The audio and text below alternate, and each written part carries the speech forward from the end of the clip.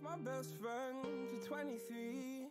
She left her body and hovered above me. I saw no shadow, I looked around, searched every building and home that I found. I saw no shadow, but felt the glow. The warmth inside me, it kept me afloat. It felt like heaven had found my bones and gave me comfort when I feel alone. Now you're gone, I'm alone. I guess it's time to get better. Through the pain, I will go alone. If I fall, break my bones, I will scream even louder. 'Cause I'm not dying alone. I lost my best friend to 23. She left her body and hovered above me.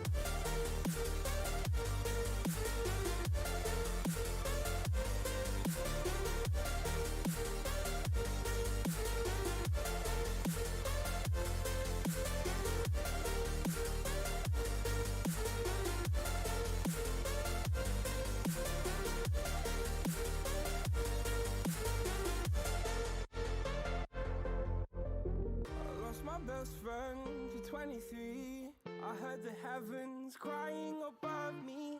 They gained an angel, I lost a friend. I felt like dying again and again. I went through hell, stared at death, but I keep fighting with each living breath. I saw no way out from where I stood. Felt like the fire had burned me for. Now you're gone, I'm alone. I guess it's time to get better. Through the pain, I will go alone. If I fall, break my bones, I will scream even louder. 'Cause I'm not dying alone. I lost my best friend.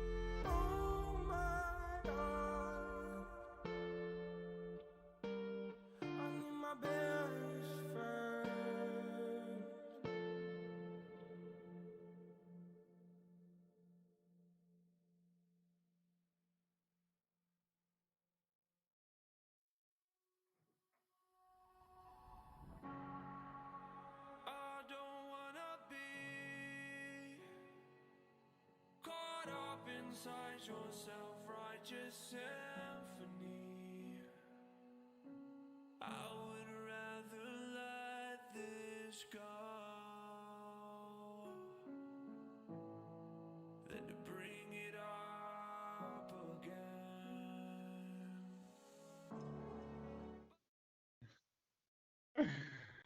Oh, what's going on, you guys? Welcome back to another beautiful episode of the Burly Fishing Podcast. We are live. It's Thursday. It's our time.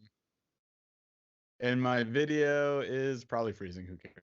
What's up? We're happy to be with you guys. If you can hear me, that's all that matters. Listen to my voice. I'm so stoked to be here with you guys. I love Thursday nights. It's fantastic. I think we're going to have a lot of fun today. This is an episode we previously recorded not live and ended up being one of our most downloaded podcast episodes of the entire show. So we think people like listening to it? I don't know. We're going to find out. So we're going to try the live version of this time, which means audience participation. You guys always ask us such awesome questions like every single show. I feel so bad because like I want to answer every single one, but I also don't want to cut off our awesome guests that we've been privileged to have on the show. So we try to catch up to you as much as we can. This is the show. This is the thing, the time where we can actually pause and answer almost all of them, maybe all of them. Paul, what do you think? Is that a challenge? Is that too much of a No, challenge? we're not gonna make it work. I'll do my best. We're gonna figure it out. We're gonna figure it out. It should be a lot of fun. Chaz, are we having technical difficulty? Oh, oh, hey, we're breaking stuff. It's fine. We're gonna figure it out. If this isn't a live show, I don't know what is. Thank you, Chaz. We got Chaz in the back room here helping us out, making the things go. He makes the buttons go boop. He makes the things work. So we appreciate you, man. All right, you guys. Like I said, we got a fantastic show lined up for you. We got a lot of stuff to talk about though off the top. So let's hit this because I want to get to the fun part, the talking to you part, the answering the questions that you send us in to answer part, because that should be a lot of fun. Few new things. First of all, YouTube members, you guys are the real heroes. You guys are fantastic. I appreciate y'all so much. So, quick member shout outs. I'm going to burn through it. Ready? Candy Fiala, who also won a, also side note, little news here. She donated $100 on our Autism Anglers episode. And thanks to our friend of the show, Ted Cushion, who is a guide for Flat River Outfitters over here near where I live in Michigan, he offered up a trip to her, and she's coming up. I think if she's in here, she can correct me, from Nebraska to Michigan to do a trip on the flat. No pressure, Ted. You better put her on some friggin' tanks. I saw Alex Heimberger in here caught a 3.2 pound smallie. So congrats, Alex. That's awesome. So hopefully, I mean, they're in there, right? All I've seen is tanks in there. I went on a trip with Yeah. Ted the other day and we both caught like 17, 18 inchers. So, I mean, there's tanks out right now in the flat. It's a pretty awesome body of water. I think you're going to like it. Then we got Butler's Fishing, Jerry Jones, Andy Ramey, Army Outdoors 88N, Hookshank Hewitt, Jeff Kane, Chris Shue, Brozino Fishing, Paul's Improved Clinch Knot, formerly known as Sports Freak 76, I believe it is, Mark Terrio, Storm Wells, Gregory Whitaker, Jeff Lauer, Pima 623, Bruce Wild, and our very own F7 Sandman, Chaz. Delete your membership. But you guys are awesome. Appreciate it. Hey, for our members, we did some, you're going to see some new emojis here in chat tonight. We got some new stuff brought to you by our very own friend of the show, Andy Glass, who created some Snorlax custom, uh, Snorlax-esque. Snorlax-esque custom emojis. So you're gonna see some of those. You're also gonna see some cheerses. Chaz just put basically everything we have. There's 8 emojis, so our members get access to that.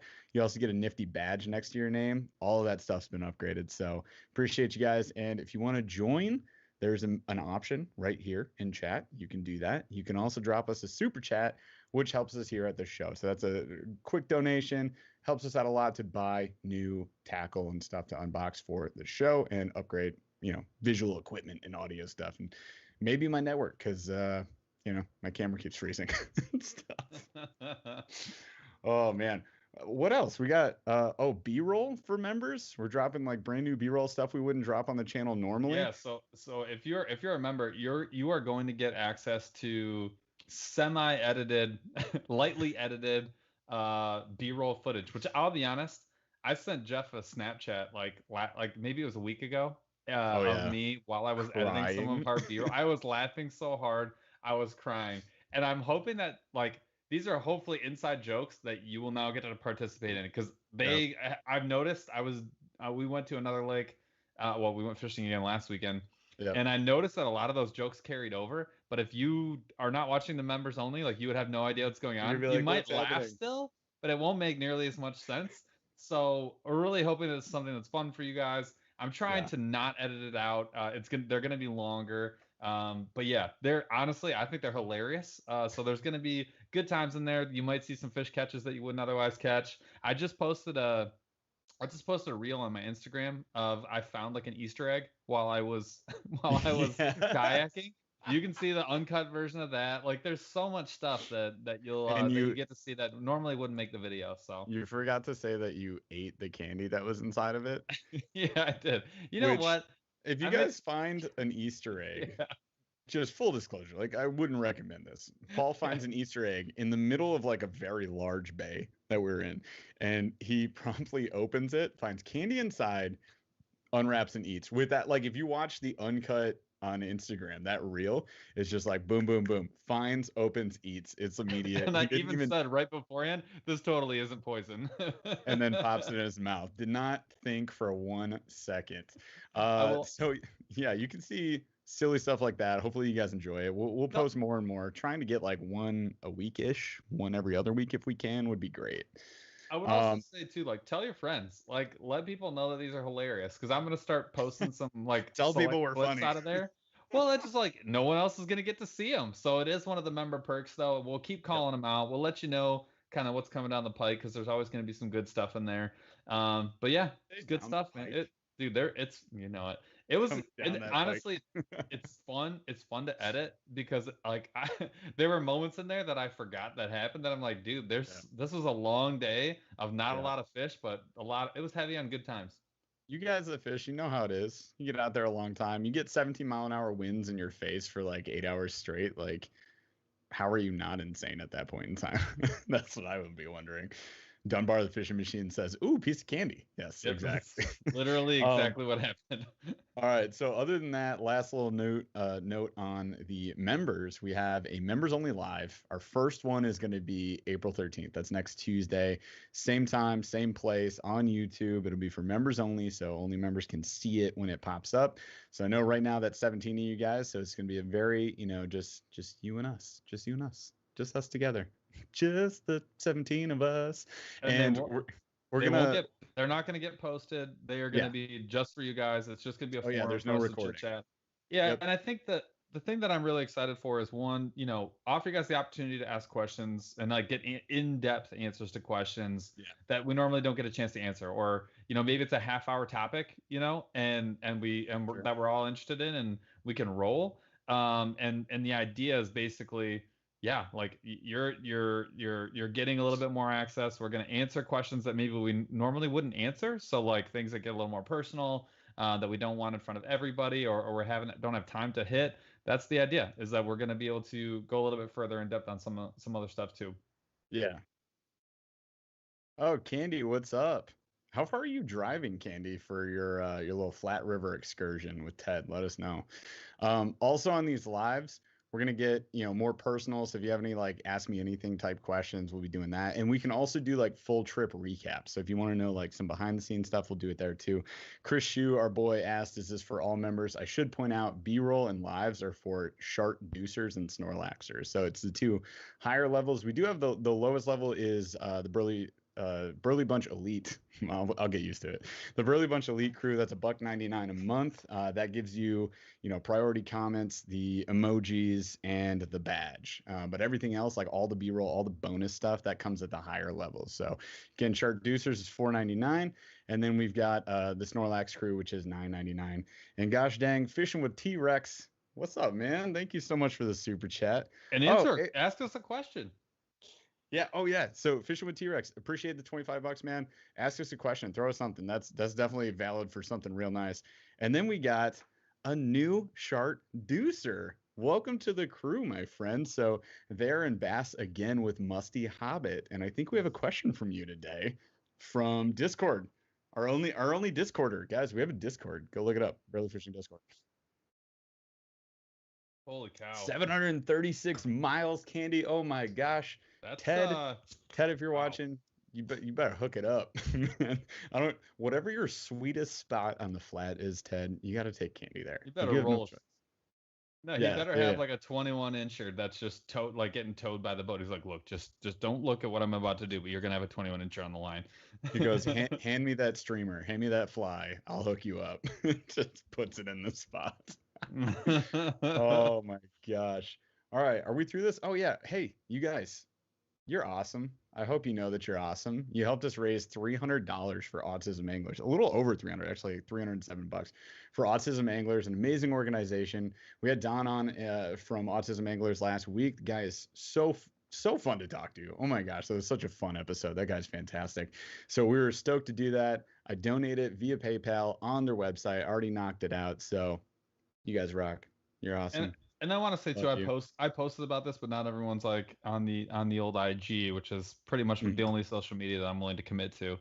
But you know, True. I thought that was just really really cool because uh it was very much like our little community of people, listening to someone else and someone else is speaking for another community of people and just being like, we're going to be awesome. We're going to support you. And I think that is like shockingly cool.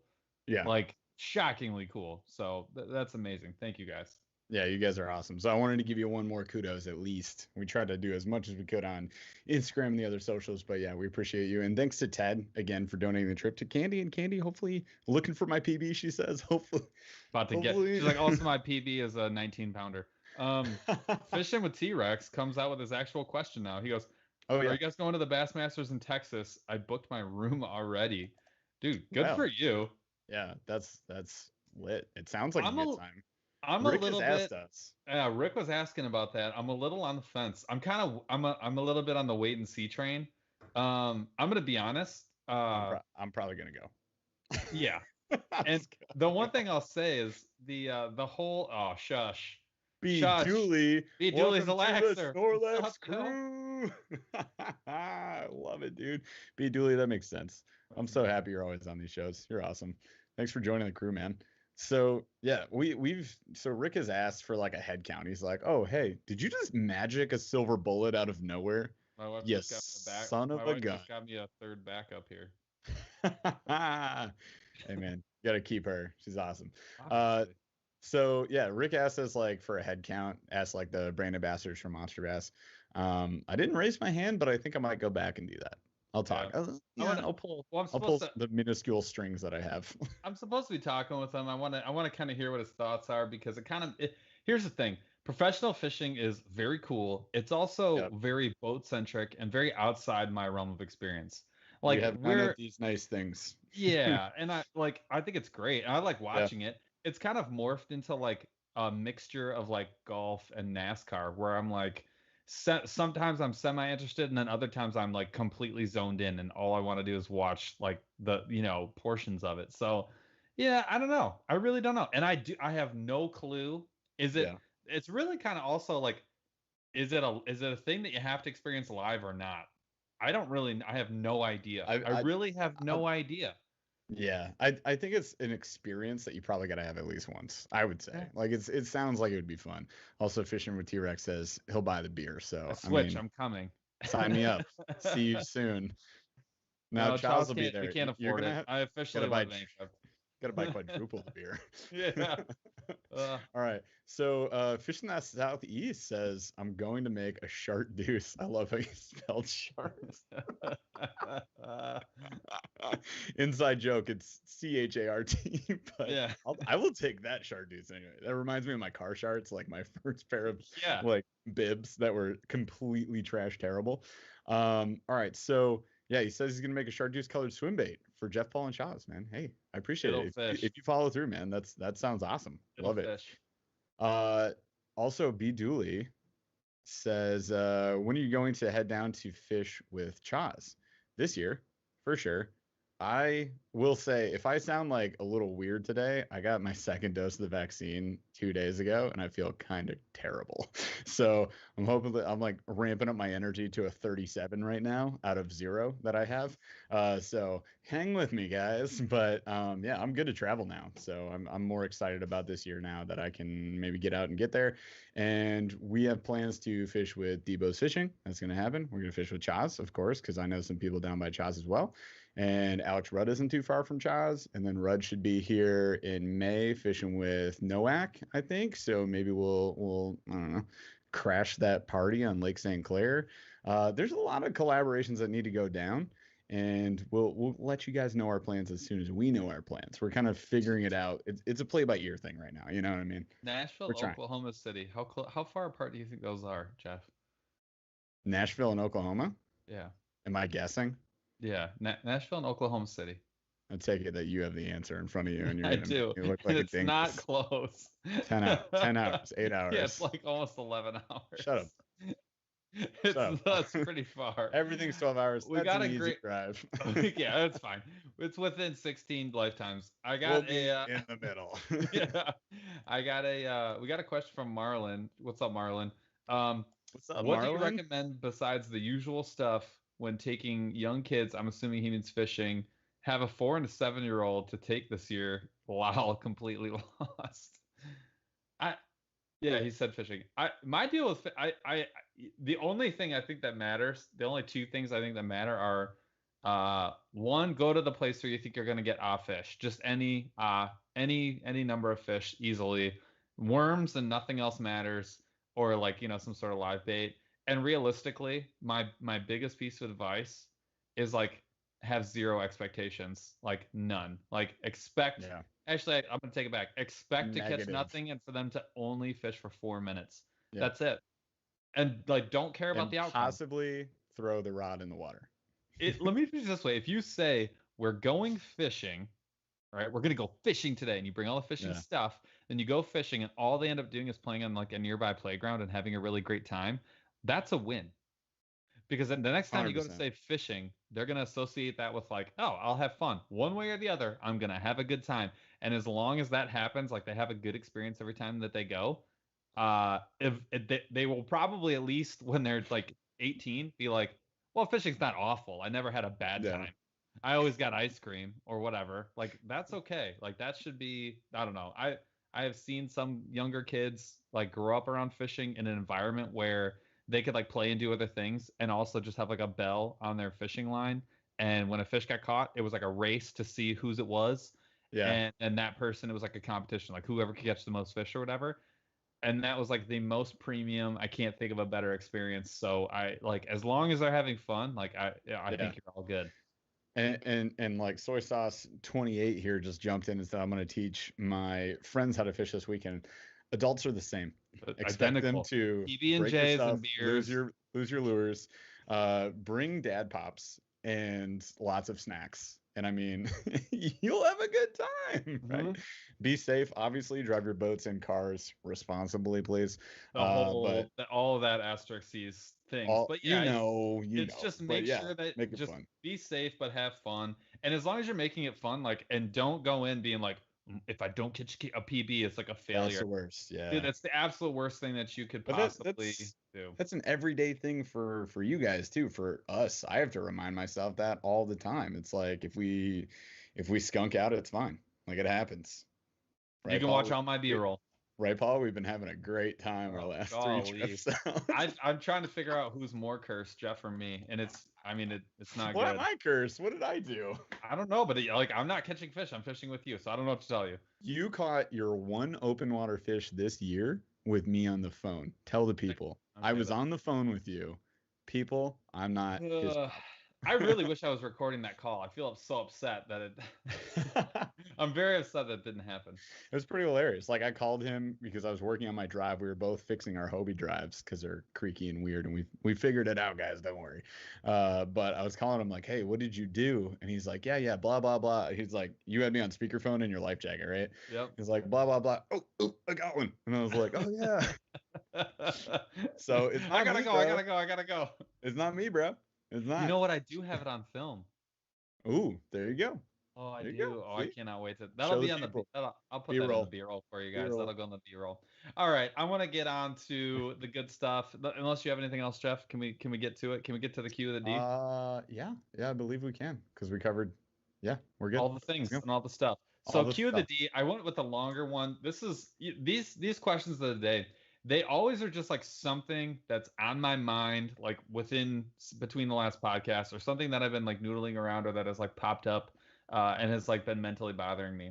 And one of the things, maybe a month ago, um, there was a post by I should have looked it up, but a gal on Instagram who's got a pretty big following, and she's more of like the hunting Instagram, so not so much the fishing. And she had a Mhm. post, and it was of a trout that she caught, and she was going to eat it, so she cut it open and was gutting it, and found inside the guts like 6 or 7 like Senkos. Senkos, Yeah. and they were all waterlogged. I mean, it was an unbelievable amount of Senko plastic that was in there. Shu, this one's for you. Chris Shu with a 5 bone donation. What's up, buddy? Thank you so much for the super chat. We'll get back to that question in a second. Continue. We will. I'm gonna hit that one in a second. We're gonna get you, Shu. We'll be right back. We will. We got you. So, but and then someone came back. He says wrong timing. He's like, "Oh, Paul's telling a story." Oh, it's all Okay, good. Don't worry about it. And so she posts this picture, and then BioBaits initially, like almost instantly, was like looped into the conversation right on Instagram. Yep. And one of my favorite follows of all time, Cal from Meat Eater, kind of came in and reposted, and the whole thing just like blew up, right? Yeah. And it really got me thinking about something that I thought about quite a few times, which is very much like I think we all are aware that putting all this plastic into the water, any water, is not good. It's not good for the fish. It's not good for the environment, right? It's just we know it's bad. It's just how we fish, and that's how we've always fished, and this is how we do it. It can't be good. And so my question is, my Q of the D is, and this is for everybody too, so chime in with your thoughts. But should all plastics be biodegradable and fish safe? I'm gonna go ahead. I'm just gonna say it right now. Yes, absolutely. I can't think of a reason why they shouldn't be. Yeah, I think that's fair. I would say if I had not fished biobaits, I would be like, what does biodegradable mean? Like, is it going to be like composty crap that's just going to fall apart when it hits the water? But if you guys have seen any of my biobaits video, I did one on the MonsterBass channel, and it's pretty durable stuff. So I'm on that side too. Like, I can't see why not. And I know a lot of you guys are about conservation, which is awesome, which is why I think we all get along so well. Because, we want our lakes to be producing. If you want a lake to produce monsters, like, you got to take care of it. We had our is he the aquatic biologist? Right? Yeah, Is that his Instagram? At symbol aquatic biologist. Yeah. So, aquatic biologist was on the show talking about, keeping ponds healthy. Like, I mean, I agree. Like, all this plastic, all this crap, like, gosh forbid the the clickbaity videos, toys in the water. We've had that conversation. Toys, that bothers me. Making toy lures, not ideal. We're already out here jacking jaws. We're sticking holes in animals' faces and then dragging them in by it. So like, we're already there, right? Yeah. That's not. I don't love that idea necessarily. Yeah. But while we're at it, right? We're I mean, how many times you break off fishing? It just happens. It just happens. Every other cast. Yes, I was born break. I haven't been broken off. I haven't been breaking off. And so I just, I see a lot of people commenting, yes, absolutely, future generations. I love all of that. Protecting the resource. Speaking of kids going fishing, you want the body of water to survive. So when your kid is 20, 30 teaching their kid how to fish, how do you think that happens? I love it. But I like what I'm saying. There was a great call out though. Expense is a big part of it. And you know what? I'll be honest, 100%. And that's where you get into this whole idea, and I don't want to go too far, but like the politics of it, it's just where if they're more expensive to manufacture, then you try and find a way to prop them up, and you get into this back and forth of like, well, should the government be helping? Like, that's not the point. I get it. I'll tell you right now, I would pay more and fish smarter and potentially have to go to live bait, in order to give up my regular plastics. You're not going to get Define more Z-Man. though, because No, they're not. bio baits are not that much more no, expensive. they're not. You're not going to get Z-Man. Z-Man's gone. Elastec is not a thing. Elastec is not a thing. Yeah. Am I willing to give up Elastec? 1,000%. I am. I'm just. Yeah. I love it, I but mean, it's gone. can you fish without it? For sure, for sure. I mean, and if you guys haven't checked out BioBaits, check them out. They're, uh, are they the only one that's biodegradable? There's got to be another the only one that I know of. Yeah, that's that I I mean, know that's the of. only one we know of. So if you guys know any other baits that are claiming to be biodegradable, awesome. Tell us. Shout And them I'll out. tell you right now, their stuff is great. Like their worm, here's the thing that kind of sucks though. Mhm. It doesn't look as sexy. The packaging is okay. But it doesn't like really like draw you in. The colors actually are really good, but they don't have like those like super sexy like Yeah. purples and neons and all that. They have like black and green and watermelon, which by the way, we all know they fish All great. catch fish. But So, it's not super sexy. It just isn't. yeah. Also, I want to say though, their leech, that's like the Yeah. only thing that I like really want to catch fish on right now. Like I super bad just want to catch fish on one of their leeches. Drop shotting something black right now has been working in the water, by the way. I'm literally Ooh, gonna make it update. rain. I'm gonna make it update rain. on- Just There's a mule fishing video coming you guys' way tomorrow. Because remember, we had Online Outdoorsman on the show. He's a fellow Michigander. He lives actually really close to us. And we're going to fish with him also very soon. He sent us some of his mule fishing donkey tails, which are Elastec E, not biodegradable. He might be sad if we say all biodegradable, but at any rate, great plastics. And he sent me some of his 1/64th ounce Ned heads. And dudes, I was fishing bluegill with those things. It's so fun. It's the stupidest amount of fun I think you can have. It felt borderline illegal.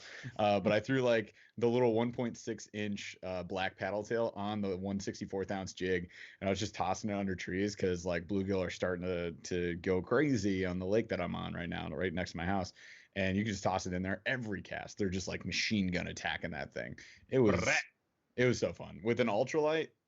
Yeah, good times we're having. and I want to say, BioBaits has worked with MONSTERBASS, and that's how I figured out. That's how I learned about them. We did not work with them. I'm not pumping that brand necessarily, but I think like the idea of that is fantastic. And It's I more would of a I would conservation conversation. I would laud any company that decides like even to just replace one bait with that or add that to their lineup. I'd be like, I would go buy it and I'd pump it out on Instagram just to support it. And I'm gonna be honest with you guys, I might, one thing I might do this year, I might straight up just get any Senkos that I was buying, I might just replace them with the BioBaits.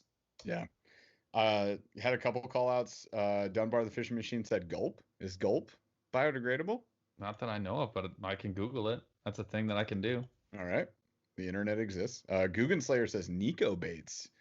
That's interesting to me because we said Elastec would be gone. Nico baits is an Elastec E material. They're extremely durable, possibly more durable, maybe a little bit too tough for my taste, but more durable than Z-Man. I fished their craws before. They're pretty nuts. So rad.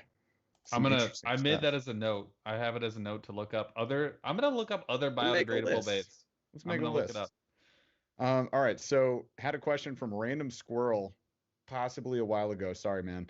So how does the Hobie drive system work? I am so confused about it being 2 paddles. I love this question. That's a good question. So it's purely magic. There's a little tiny wizard inside of the drive that makes no. All right. So it's 2 paddles and they're kind of like this, right? And they do this thing. Okay. If that makes sense. Upside down. Underneath. So I can't like show you that right now, but imagine those are facing straight down. Oh, thanks, guy. So they're facing straight down. Yeah, they're doing exactly what Paul is doing right now. And because of the taper of the fins, it propels you forward. They also are on like a pivot. So like that taper and that pivot is pushing water past the fins as you kick them, right? So on top, it's kind of like, it'd be like a recumbent bike. If you're familiar with that, like a sit-down exercise bike with the pedals where they just go back and forth only, like this, not cycling like a prop. And yeah, it just pushes water. And then the 360 has a free rotating base, right? So where those fins are, you have a handle next to you that you turn, and it turns that rotating base in 360 degrees. So you can turn around entirely. Gives you like unlimited control on rivers. It's absolutely stupid. And it's also why those boats are insanely expensive. They're decently fast, I would say. Like mine loaded down, I think mine's heavier and I'm heavier than Paul. So like loaded down, my boat is way heavier. But I can still go 3.5 to 4 miles an hour if Oh if yeah, I'm pushing, you it's know. pretty fast, but I definitely, well, I'm very, very confident that like the other propeller versions are faster. Now, you're giving up a couple of things though, some gigantic things. Um, did we soy sauce called out? Did we miss the super chat?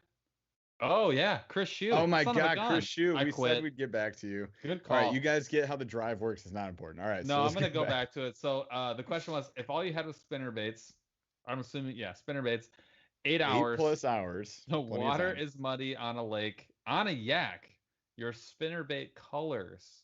Bro, I love this because Debo's brought it up on our Yeah. when we were on Debo's podcast. If you guys haven't seen that, go check out Debo's Fishing on his channel. We did his podcast on Saturday. So this is our third podcast in a week. Yeah, crushing it. And we got 2 more next week. But yeah, so this was our day. This was our day on a lake we just fished. The B-roll footage, if you guys want to see it. We struck out. Like, well, we got one on a jerkbait, luckily, I think. And the rest of the day, just like nothing. No looks, no fish, nothing. It was a terrible day. And I realized at the end of the day, we didn't fish that many spinner baits. We didn't really go for it. And it was a super windy day too. So it wouldn't have been, I would either, if I could go back and do it again, we're going to answer this color question in a second, but I would have done more spinner baits, heavier spinner baits, bigger spinner baits because it was so cloudy and muddy and gross. And I would have considered dragging some jigs, like just dragging them just on the bottom. Did that. I didn't, but The bottom wasn't set up for it, but it was a yeah, very it was just a sandy, tough, mucky bottom. it was a tough day. Drag a shaky worm. All right, so spinnerbait wise, I think there's a lot of different opinions on that, right? So if Yeah, I'm there on the are. river, if I'm on the river where it's like real muddy, black and orange. Like black and I stole one of Paul's black and orange spinnerbaits. They're pretty sweet. Black and orange, black and blue, and then the gosh, what is that? I don't even remember. There's like a dark like gill kind of pattern with like an orange belly to it from Z-Man. That's like one of my favorite spinnerbaits of all time that I've crushed on like a lot with like bigger blades. So like if it's muddy, you need to make more noise, more disturbance, and darker colors seem to pop more, kind of depending on the weather, depending on like sunlight and all that stuff. But I'd say for the most part, like if it's muddy, I can throw darker colors, and I like you still kind of have to hit the fish in the face, but if you're like close to it, creating a big disturbance. So I also like chatterbaits, but big Colorado blades on there, which is what Debo's called out last Saturday when we were on with them. Bigger disturbance, right? So there was in the Monster Bass box, we got the Lunker Hunt Thump, I think it was. It was a double Colorado blade. And the thing, yeah, big Colorado blades too. So it thumps, right? It makes a lot of disturbance. So it makes it easier for those fish to like key in on it and hit it. So, I mean, for me, when we hear Paul's in a second, I would go bigger blades, ideally Colorado or a big Colorado and a big willow blade. And then I'm going dark colors. So black and blue, black and orange blades, by the way, black body to it. MonsterBass says black and yellow, black and yellow, black and yellow. I mean, that would work too. It would. Like a chartreuse. I think dark colors, the thing you're getting with dark colors is you're getting silhouetted. So Yeah. lighter colors are definitely going to pick up the light and reflect it, and that's what that's the benefit that you're getting. So that's more of a clear water. It's just, this is traditional knowledge, right? But then darker colors in stained water, you're getting a big silhouette, and that's where you want to go. The Colorado blade's a great call out. It's a big thump, right? A little bit slower, like spinning, but a big thump, and that's letting the fish key in on that a little bit easier. The one thing that I'll add is painted or dark colored or bronze, Blades. like blades. So Yeah. not silver. Good call. That's really just helping you out, giving you more of the dark color, and not the silver is really, again, you're reliant on light for it to do what it wants to do. So like if you're not getting a lot of light in water, it's not really doing what it's supposed to do. The other thing I'll say is bigger trailer with more appendages. So like that's probably the only time, I'll be honest, I'm ever gonna put like a craw on a spinner bait. Mm-hmm. Or like a creature bait on a spinner bait, or even a beaver style on a spinner bait. Just The a big bigger the paddle profile, tail. yeah, big thumping paddle tail, big double appendage, cross hanging off the back. The detail's not what's going to get them. What's going to get them is you're keying in on something and you're just adding more vibration in the water. So that'd be my answer. Yeah. David Eller says purple shark, purple shark, purple shark. It's our Black and variation of the purple. black and yellow. That's No, fantastic. that's a song variation. Chris Hudson had a great question. Fantastic question, I think. How do you guys get so much time for actual fishing with jobs, kids, and a wife? Paul, would you like to take this one? Yeah. So talk about our astounding amount of time that we used for fishing. So here's the deal, my guy. And this is something I don't want to go too far into this. I would love to go into this more. This is something I would save for the members only. So I'm gonna go ahead and tease that out. This is a members only in-depth one We'll explain to you guys everything. And I really do like this is a really big question. But what I'm gonna say is there's not really that much time. There really isn't, and it's not during the day. No. All the time for all this stuff is after 8 p.m. for me. I mean, I'm gonna start just you'll see 4 days a week now probably. You'll see me around 11:30 at night. I'm gonna post something on Instagram of just me either writing shows, working with people, or editing, and I'm just gonna start posting those because it really is like 4 or 5 nights a week, and then both weekends. It's every night, and then we get 1 day.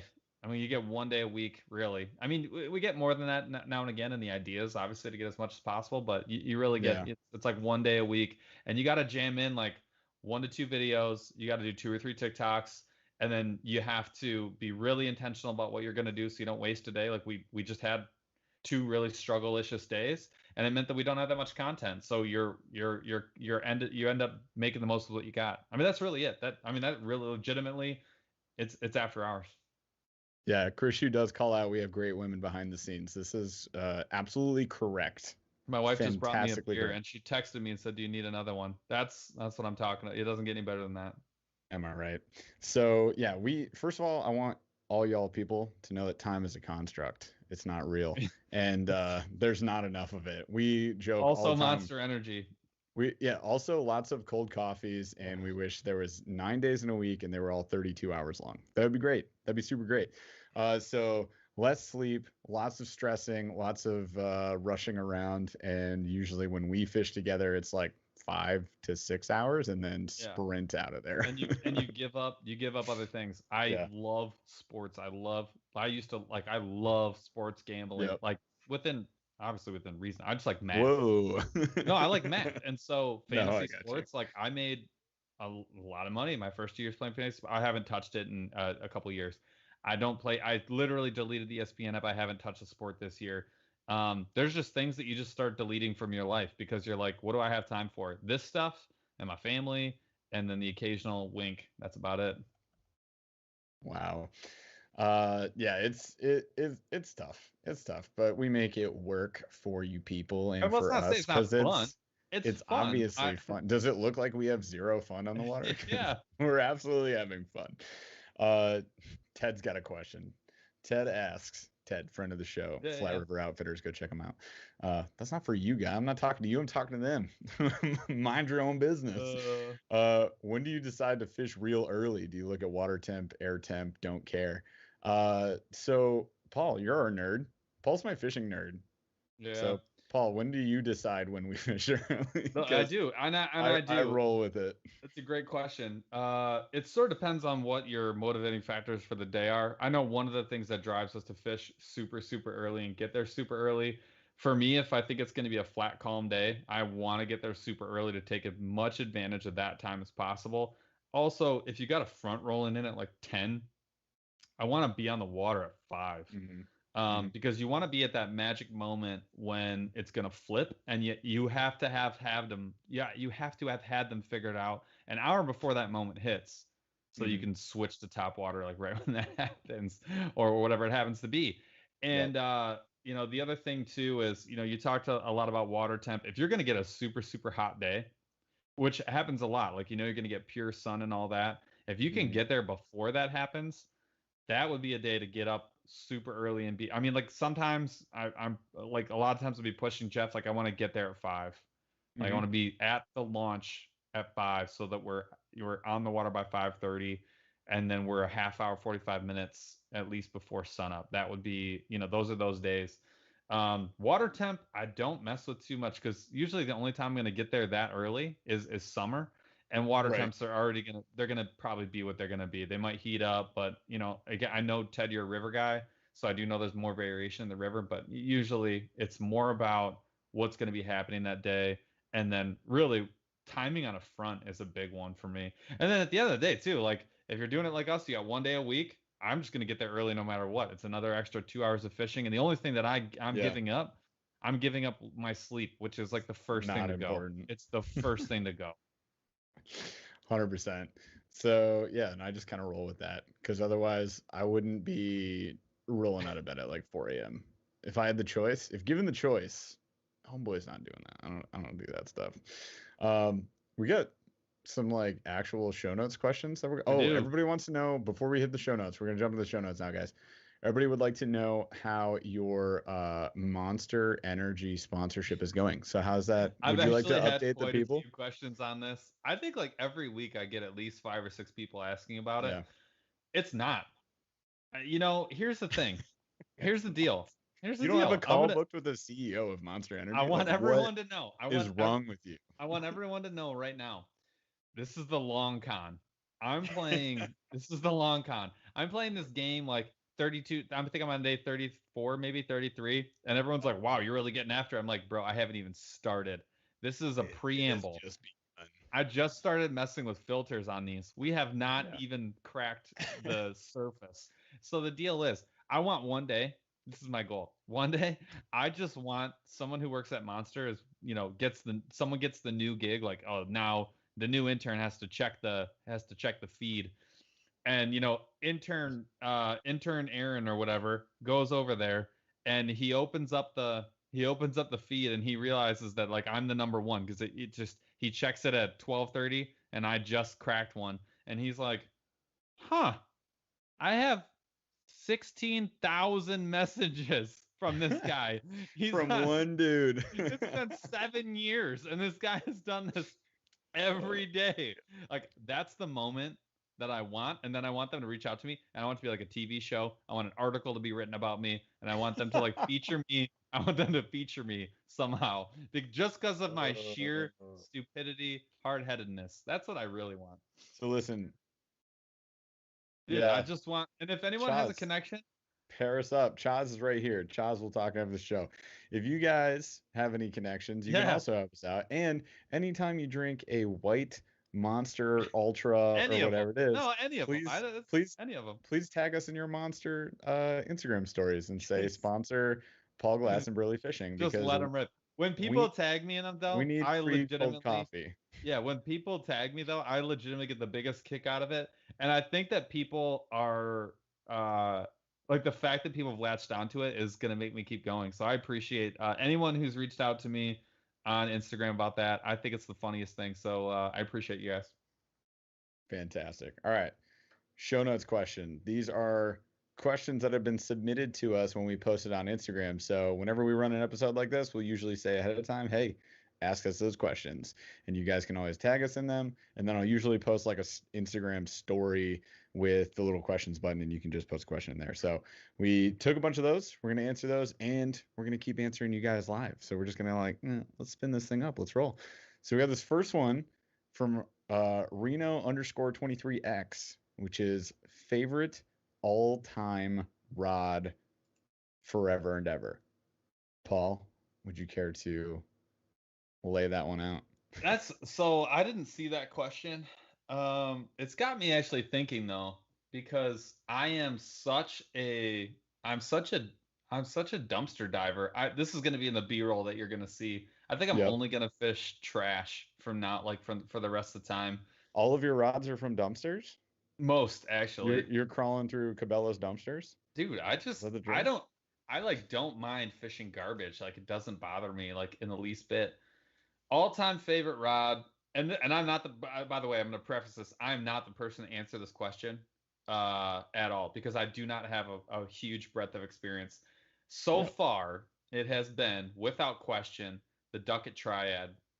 That rod is I've caught my best fish on it. I've been able to fish a wide number of baits, and I'm constantly stunned at how it's got for me, it's like the nicest balance of finesse rod, but enough Yeah. backbone to handle almost anything that I've ever asked it to handle.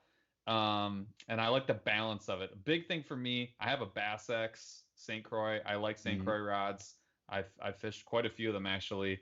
I don't like that Bass X spinning outfit because it feels big in my hand and awkward. So even with a downsized 200 size reel, I don't like fishing it. I never have, and I don't know if I ever will. I kind of want to sell it because that triad is balanced like 1,000 times better. So Yeah. I'm not the person. I don't have the Jeff is for sure better, and someone like Debo who fishes rods for like essentially a living. That's the person you want to answer, but that's mine. Yeah. So recently I've got my hands on a bunch of Akuma, but I haven't had enough time to spend on them. So I will just say this about the Akuma without being able to say full review 100%, because all time, it's kind of like, I got to climb up that hill and then die on it. And I don't think I'm ready to yet. I think they're fantastic. Like, I really like the Guide Select cranking rod. And Paul knows this. Maybe it's in the B-roll, but like the first cast I had on the Guide Select cranking rod with the Helios baitcaster reel, I screamed out in astonishment. I was like, "This is amazing! This is awesome." So I think that rod's pretty sweet. It's weighted really well, super light, super durable, easy to cast, and comfortable in my hand.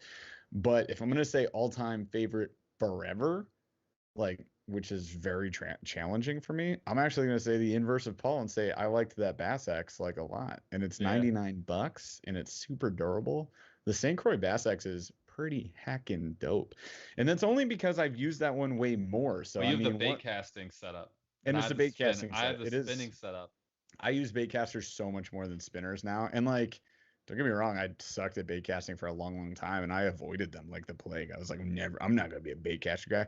I could do this bass fishing thing with only spinning rods, and then I changed my life and figured out bait. I just committed.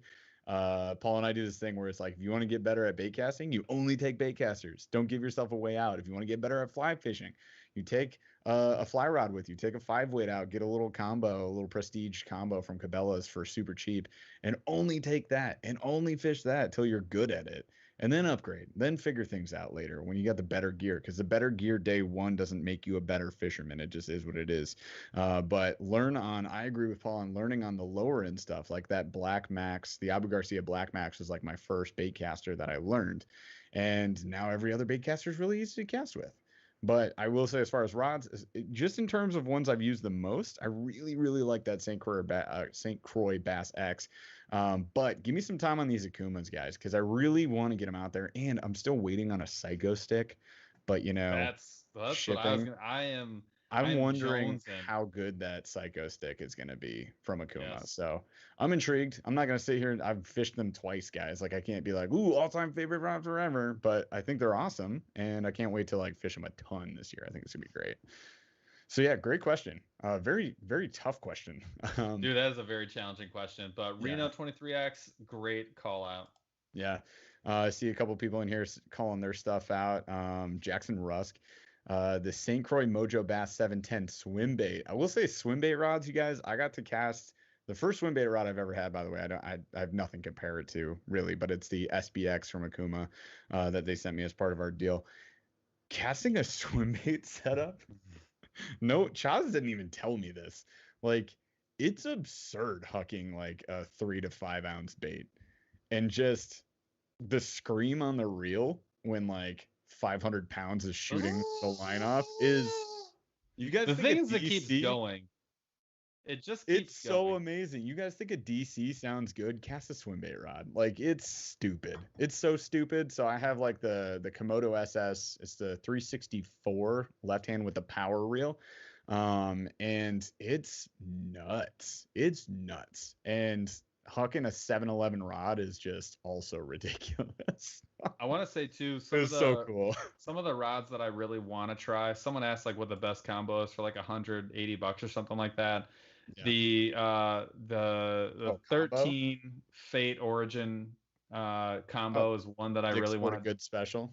dude. But I'm telling that it looks like it would bang. The lose Zada combo is the pretty Zada sweet. combo. The Mach Crush is another one that I really want to try. Crush is great. Yeah, I would really like to try it. That's right in that neighborhood. And those are all in the 160. I think that came up too. Those are all combos I would like to try. TFO. So I have two TFO fly fishing rods. I've always liked them. That's a big TFO guy, I think. Dude, I'm a big believer in quality, and they do have unbelievable quality, and they don't mess around. So like some brands, they'll make a lower end rod out of whatever they got laying around. This is not what they do.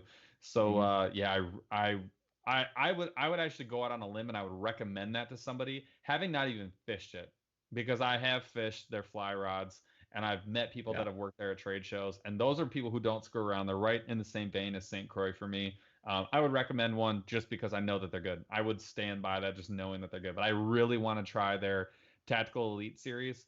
I know who is it? Fish and Lone Star works with them, and he's been trying to get me to buy one, and I kind of want to. They're sweet and they look really cool, and I like someone else called out the Lose KVD series. I'm sure those are great. The TFO series is not that much more expensive, and I'm telling you right now, they're probably twice as good. Yeah, 100%. Sounds awesome. We got a couple quick questions I think we can answer pretty fast. Lucas Flint, favorite fluorocarbon fishing lines? P-line. All right. that was so quick. I have 5 spools right really? over here, and I have 3 in my boat. Yeah, I carry everything from 6 to 30. I'm not married to a brand on fluorocarbon. I know brands that I'll stay away from, and we don't talk about stuff like that on the show. But as far as favorite brand, I don't think I have one. Like, I've heard good things about Seagar, but it's super expensive. And oh, hey, Nathan Parliament, welcome to the Shark Deucers, my friend. We got a new member, folks. Thank you so much. But yeah, like I'm not married to any of them. I've been using the K9 Fluoro that I got, the 12-pound test that came in the Monster Bass bag a couple months ago. I've just been burning through that. So a couple months ago, that was like September, August. That was a topwater bag, wasn't it? No, I'm still running that on one of my rigs. I did the whole thing. Yeah, I got some 8-pound test P-line in there. So in my bin. I have 6, 8, I think 15, 20, 25, 30. And I bought the 300s and I run them. I literally just pull off them as needed for leaders. So I pull I don't know, 10 yards or whatever I need off for leaders. That's just what I do. 10 yards is a lot. It kind of depends. Spinning rigs, I like them longer. Or I mean, baitcasters, I like them longer. But that makes sense. It really depends. All right, then we had Jeff Lauer. Any tricks or ways to be able to keep soft plastics in a hot or warm environment, i.e. trunk of a car, pond, bag, or on shore? Great question. Very challenging, and original packaging only. Original packaging 1,000%. Also, keep them all like this thing is really out of the sun is good. Just keep them under the seat, right? Yeah. Or under a jacket or a bag or something. If you keep them in a bag, in a tub, like a separate tub, it's probably your best bet. Don't leave them out in open air. They will literally bake. Yeah. That's all I got. We take ours on so many trips where it's like 90, 100 plus in the boats, and they're like out in the open. But the plastic bin and original packaging is just crucial. Like you could put them in a like your tackle tray, but I'd recommend like what is it, like the better plastic materials. Maybe like we'll put ours in a Busby, which would hold up well. Like your Ned rigs are in just a regular Plano, right? I think. Yeah. As long as it's out of the sun, like it's fine. One of these. Oh yeah, those are fine. So it doesn't seem to melt in those, by the way, guys. Some of the cheaper tackle trays I've heard, like Z-Man, Elastec, will melt to the plastic of the tackle tray, so don't do that. But the Plano, what is that? What are those ones called? It's just the watertight Plano. Yeah, that's it. Anyways, and then like Busby's are fine and Plano Edge is fine. But mostly regular or somebody so Merlin 426 called out the KVD speed bag under the seat. Yeah. Go It's in the get one of bag. those. But original packaging in there, right? Like you're not letting them all be willy-nilly. Original packaging in some type of container. You're The good. Planos are called the stowaway. Fair enough. All right. Mark Terrio, what's up, man? We got will you still remember Jeff once these dreams have come true? The monster. I already answered that one in the chat. Did you say no? I said, Jeff, never heard of her. Oh, you douche. Classic. Corey Corsi, what's up, man? Long time no chat. Any advice on overhead casting versus sidearm? I always backlash when overhead. I agree. We mostly sidearm because there's a bunch of rods directly behind us in kayaks. So kayak problems. It's just kind of the easiest way for us to cast. If I'm turned completely sideways, I can do overhead, but most of the time I don't need to. I've gotten very accurate at side casts, sidearm casts, backhand casts, and flipping. I flip a lot. So I guess it depends on the situation, but advice-wise, I would say think about like your release point trajectory. So like when you're actually letting the line out and thumbing your spool, like being smart about that. Chaz, what is this symbol you're making with your arm right now? Yeah. 10 and 2, 10 and 2, 10 and 2. Well, Thing. It's just the difference is that you're not realizing the sensitivity because the impact of your release point when you're casting sideways is left and right, and then your impact when you release overhead, it's like monumentally awful because you end up with a lot more speed than you really think you're getting. Sledgehammer. It's like twice. You're always find yourself if you don't practice it casting twice as hard as you want to. Debo actually did a phenomenal surprise like walkthrough. I have to like look and see what video it is. It's one of his more popular videos. I think it was how to dial in a bait caster. That's what it was. It was how to dial in a bait caster, and he talked about overhead, and it was actually very obvious, like kind of why it's a problem, but it's just the sensitivity level is just a lot higher when you're casting overhead. Now there's a big difference between casting overhead and doing like a tomahawk.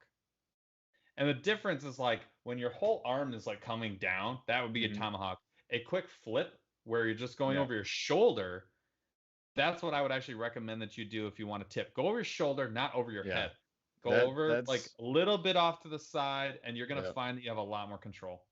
If you guys watch really good casters cast in like slow-mo, that's where you see the rod actually do what it's supposed to do and like whip, right? And that is where you get your momentum, your speed. Yeah, but they don't like go here, and which would be sweet. I mean, if you want to chuck your rod out of there. There's nothing wrong with a tomahawk when you got to go 100 miles out. If you got to go, or you want to do one of those super cool TikToks where you watch the spool spin out, you know, one of those things. I don't know. The other thing I want to mention is I'm really sorry. I did get something wrong. It's pronounced Videbo, so I apologize for that. Oh, it's a Videbo. Yeah. He doesn't make videos. Can we get to question number 2? We barely tapped the show me here. No. Did we answer Corey Corsi's question properly? Yeah, probably. So. Yeah, there you go. Somebody asked, B. Dooley said, do you stand in your kayaks a lot? Yes, all the time, whenever I can. All right, back to the show. Question number 2. Cody 050505, long time 050505. Second time question asker. Do you have any pets? Yes, I have I'll lovingly call him a mutt. He is a combination between a Bichon Frise, that's French for something, and what is he? Catan. So he's like a little white dog, weighs like 23 pounds, little guy. Okay, you know, and he thinks he's a big guy. He's also only creature older than me. He's also the oldest creature on the planet Earth.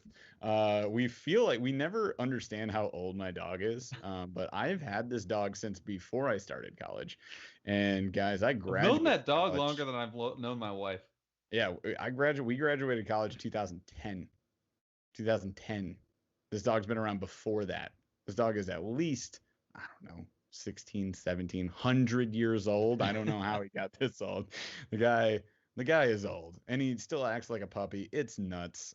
So I love him. I love him to death. I have a tiny dog, you guys. Tiny little guy. How I about love you, Sir Tobes. Paul? He doesn't bark as much as he used to, which I really appreciate. Like in his old age, he's gotten very silent. He's just like, "Sup, bro? He's like, Sup?" "Hey, what's up?" I have a dog too. I have a lab pointer mix. She's like apartment size, 50 Mhm. pounds.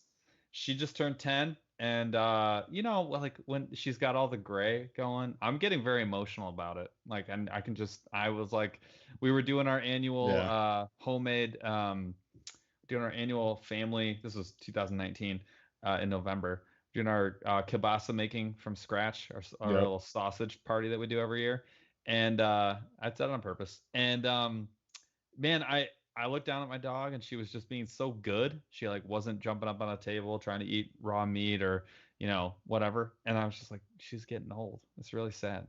I mean, there's no way, no dog will survive as long as Tobes. So I also Yeah. have a 2-year-old named Toby's eternal. I have a 2-year-old named Walker that I'm definitely considering a pet until he really learns how How are we to. doing that? Yeah, until he really learns how to do chores. He's still a pet. Still a pet. A little pet walker. Until you go and you clean my car, you're still a pet. Bro, he will make you a great cup of coffee though. Okay, Walker I makes take it great all cup back. of coffee. And you know what? He remembers. Like we're going on our walk last couple of Yep. nights, and he was like, "Make coffee." We're like, "Wow, you want to do a chore right before bed? I love you." Yep. All right, no longer a Exactly. pet, just one pet. Just one back to just one. Yeah, there you go. There's our pets. Jesse W. Smith. Appreciate the middle initial. I love it. Gym routine and diet. This is an interesting one. So if you guys follow us on Talking Instagram, 2020, or are we talking like yo, we don't 2019? we don't nobody talks about that year anymore, bro. Dude, I Sweep still it. live there. I'm still Sweep it there. under the rug. Golly. All right. So lately on Instagram, we've been posting more fitnessy things. Fitness has been a big part of my life for a long, long, long, long, long time since I was like 14. So for me currently, I've gotten back into it. So if you guys see me posting stuff, if it annoys you, I'm sorry. But I do want people to be as healthy as they can be. And I'm kind of on my own journey. I like 2020 was not a good transformation for me. I sold my gym and no longer worked out at said gym. And I love the guys that own it now. They're fantastic, and all the members there are still fantastic. But with the pandemic and quarantine and all that stuff, like I live 30 minutes from my gym, so I just didn't go there anymore. Paul quit his. Like we all made sacrifices last year, and I have a home gym. It's in my garage, but I was not doing a very good job of working out in there. But lately, I've been kicking butt and taking names. I've lost 10 pounds in like 2 weeks. Yeah. Whoa. Yeah, homie. I've been doing stuff. But yeah, so right now I do 2-a-days. So there's a 30-minute cardio session where I like ride a bike, run, or ruck. I've been loving weighted rucks. I do like a 40-pound ruck for 3 miles or whatever it ends up being. And then weightlifting. Like I went back to like hypertrophy. I think you did too. I think you're gonna call that out, but just like weightlifting in my garage bro session. No more CrossFit for me. I haven't done a CrossFit WOD in like a long, long time. It's actually working for me. I feel great. I Other would than, love. right Yeah. now because of the vaccine, but I feel great otherwise. So what about diet? Hmm?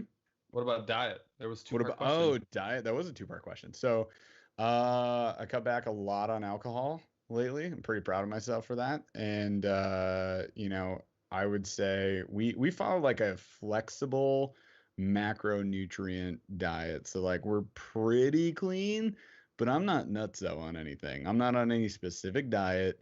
And for the most part, we'll eat like our 3 meals a day, and they're like mostly real foods. And we eat like some healthy snacks in between. I mean, just like consistently eating every like couple of hours and then not snacking super heavily at night.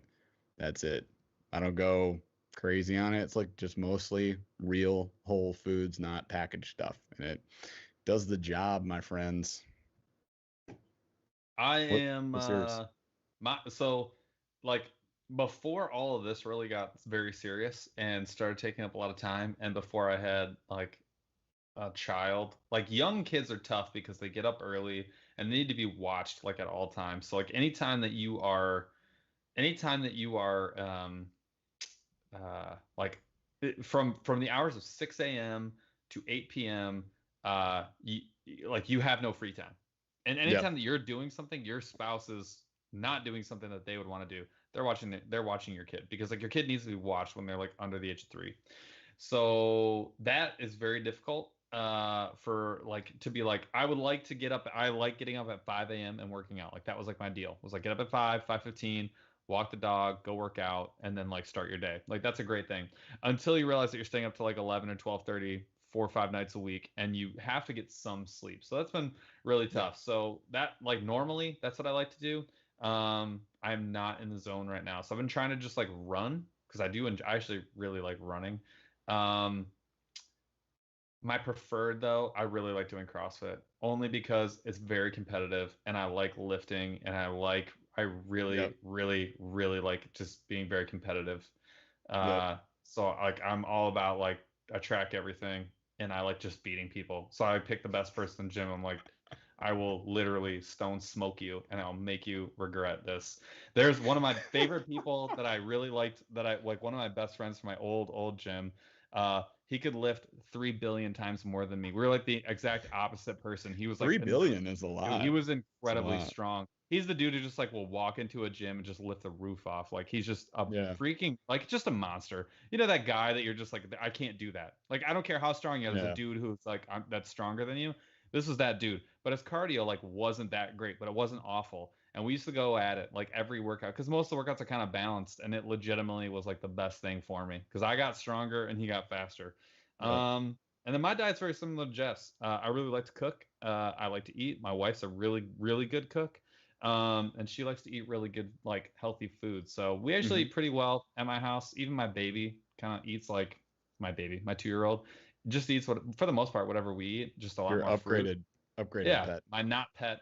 But yeah, other than that, I mean, we like I eat garbage. Like I eat ice cream every now and again, and I eat like I don't know, like chocolate and trash. Like you gotta, dude. You're You only got gonna it. live once. As long as you don't Yeah. like overdo it, like I'm in. I'm good for it. Dude, I will never be super clean with my diet. Like never ever. Because I've done it before and it's trash. Like I've It's gone just through the not years. fun. It's not fun at all. I've But done you the have chicken to. and broccoli. I Like do it go ain't like fun. in and out. So there are times when I'm like You a have lot to. more Yeah. healthy, and then I'll kind of like back off and go back and forth. But I try not to like swing too much. I guess that's my whole diet. Don't try Yep. and swing so far over to trash where you're like, I've been eating nothing but like chips and, drinking beers like literally every day for like 6 months. Like that is what Yeah. I would that's my diet. Just avoid It's that. that's So I was Chaz. just funny himself. He's like, this is what we do. It's okay, Chaz. We forgive you. It's dude, it's 100% that. Like the reason that I lost a bunch of weight recently is because my cheat day was like Cheat Thursday, week. Friday, Saturday, and Sunday every week, Yeah. which is, if you guys don't know, there's 7 days in a week. That's 4 of those 7 days. So not ideal. But yeah, balance is key. Balance is key, man. Yeah, I Everybody would says agree with it. that. It's really hard to live it, but everybody says it. It is It's true. true though. It's true. So, Um, well, we got to hit some of these next ones. I'm going to try and yeah. blast through the next couple. We actually have a couple of good ones coming up. So, Parker underscore short underscore nothing says, if 2 + 2 = 4, how hard is it to ice fish? I'm assuming he means that, like, if you're a normal person, like, and like things work the way they're supposed to work, how You hard is guys it are to ice fish? watching it. You're like, how hard could this possibly be? You just drop a line in there. I will say it's extremely challenging. Um, it is a different type of challenge than you would expect. So you know how when you're fishing, you can go out there and you're like, "Ooh, that spot looks good," or you're using your sonar and you're like, "Oh, there's structure there," and you're like, "I generally can find these depths and things like that." Now imagine, if you will, for a moment, that you can't see any structure and the entire lake is covered by a sheet of ice that's pretty thick, and also there's snow on top of it. And now you just get a little 6-inch diameter auger and you go punch a hole and try and figure out what the heck is below you. And then you drop a minuscule jig. It's about that big. You drop it right down there, maybe with a waxworm tipped on it, maybe something else. And then you hope that a fish bites it. But where in the water column are they? I don't know. It's 15 foot deep. They could be at 5 feet. They could be at 15 feet. And then how do you play them off the structure or cover or whatever they're on in order to get them to bite? It ain't easy. I'm just say that. It's not 2 + 2 = 4. It ain't easy. Like as easy as some really good fishermen make it look. I'm not at all talking about myself because I'm not good at ice fishing. But as good as or as easy as some people make it look when they're just pulling like giant pike and walleye through the ice, it's not easy. You got to know it's a different kind of thing you're looking for, and then like how to read the sonar is totally different. The Vexilar, if you guys seen a Vexilar, it's totally different. But You're reading a whole different system. You there's know? also there's also the sensitivity factor, like the actual Yeah. tactical skill of like catching a fish Oh, through the and ice. landing it. I It's jacked not that up a bunch it's this year. tough. It can be Yeah. tough. You Yeah. think you've got a tank on there, and like 2 mistakes, or the 2 times I made the mistake this year was I thought I couldn't fight it because he was just peeling off my reel. Let him peel. Where are they gonna go? No What are one they says gonna do? no. How are What they are they gonna gonna do? How are they gonna know? know?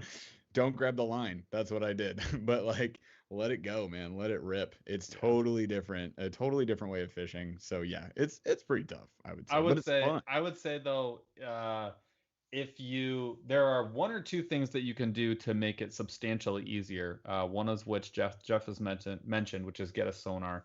The other thing that you can do that makes it substantially easier is just watch other people who are catching fish and then go fish near them. You're gonna piss a lot of people off, but if you can get to a place where fish are congregated, like you have a sonar, you can catch some fish. I mean, I'm just gonna be honest, like if you do those two Yeah. things and just kind of like, yeah, people generally are here all the time. I'm gonna go Or you fish can get on within them.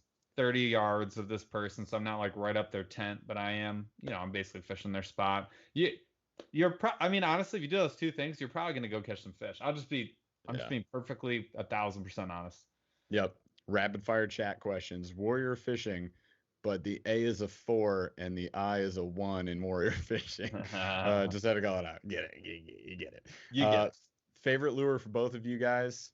If I'm choosing one lure, that's my favorite, as in so fun to fish and puts me on fish and is enjoyable to cast and retrieve, a frog or the lunker hunt spider, but a hollow body bait, 100% favorite thing to Uh, fish. The yeah, Buka bullshad, yeah, sure. I haven't like getting into that stuff this year. We'll see. I'm Swim baits are stick. pretty sweet. I'm sticking Ooh, with. down. I'm sticking with the old faithful, the head and torpedo. Fair. Chris Shu with a $5, and he's outie. Last super chat for the night from Chris Thanks, Shu. brother. Good night, brother. He's out for the night. Your bright spot, please. Ooh, great question. Great call out. Okay.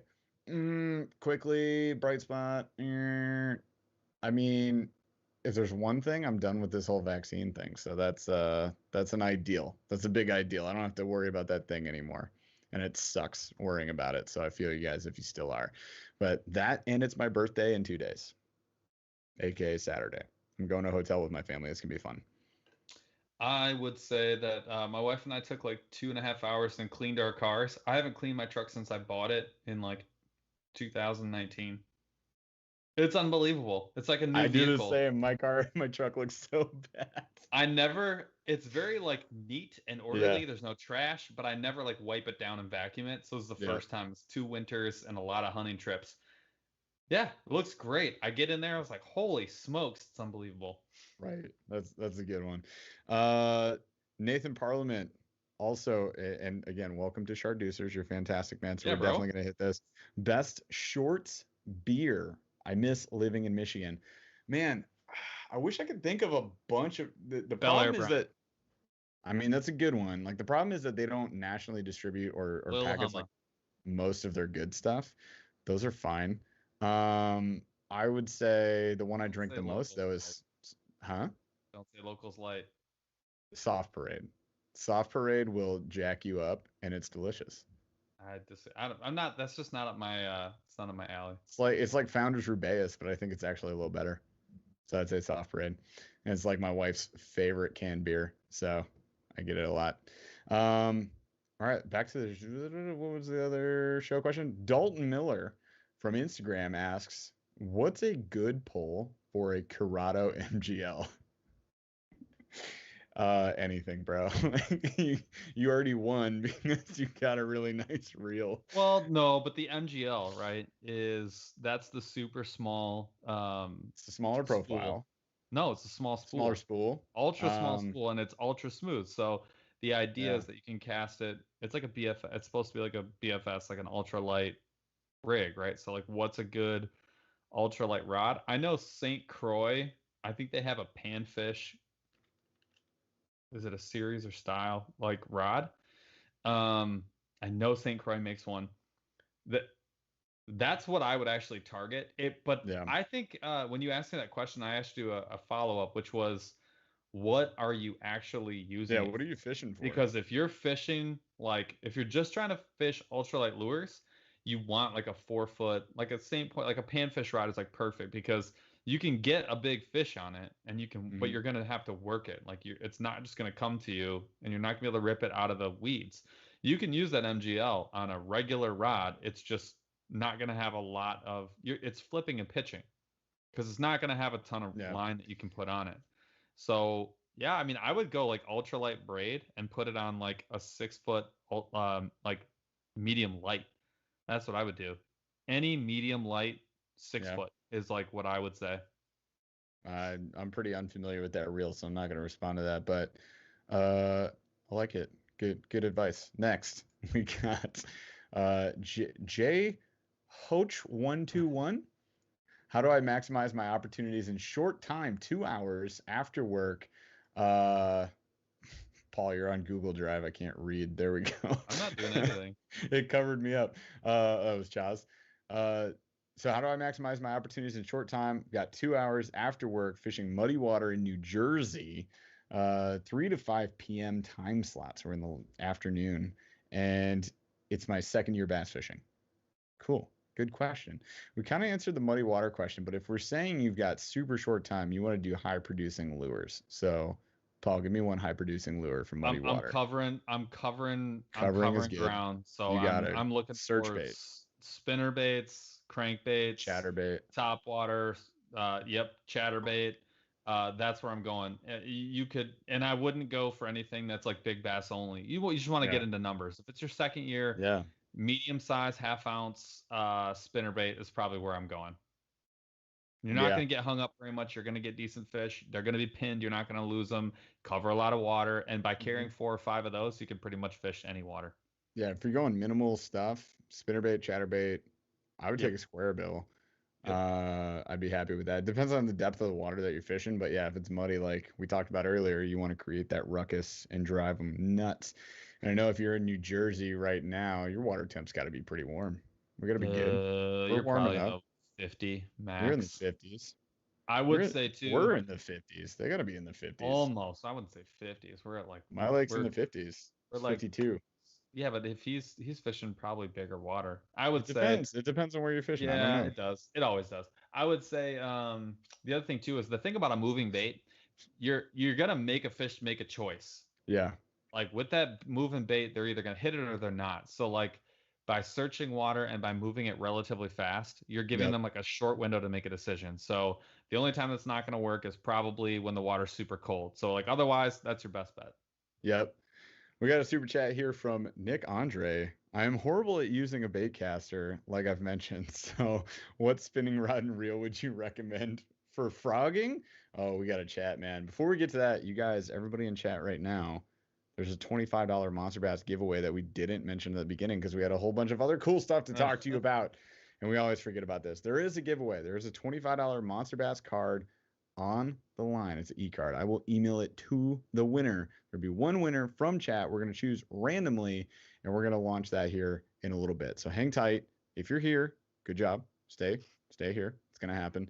And if you're not here, that sucks. Sorry. Or if you guys have friends that are not here, invite them in. Send them the link. Share this live so they can get in here and we can have some fun.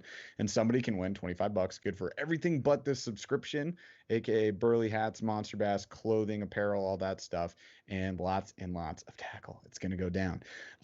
So yeah, a spinning rod and reel for frogging, my man. I'm gonna say learn to cast a bait caster because you're just gonna be so much happier. If you're doing a spinning reel, like you could do it. You're not gonna be happy, but you're going to have to go with a heavy action. So, I mean, preferably get a bait caster. What I would recommend, we talked about this earlier. If you say I suck at bait casting, first of all, everybody sucks at bait casting when they start. I sucked really bad at bait casting when I started. So just get like an okay OG forever good bait caster. Like we always mention the Abu Garcia Black Max, and just watch Debo's fishing video about how to dial it in and learn it. And then only take that to the water for a couple of weeks, and you're going to just get better and better and better. And then get a heavy action rod or a heavy power rod, and you will be so much happier because you're going to be able to put that frog where you want to put it. And it's also just going to be better for your hookup ratio too. But you could do it on spinning.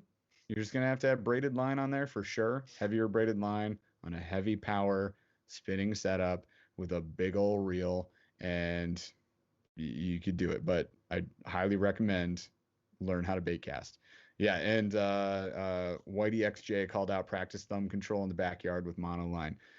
Practice in the backyard is such a good call out. Like get a little, they make them in different weights, but like a little practice caster lure, like a little orange weight that you tie to the end of the line. And you can practice flipping, pitching, casting, all that stuff. That's how I learned. Just do it in your backyard. If you don't have a yard, do it in somebody else's yard. And if you just refuse, what I would recommend is getting a very fast retrieve.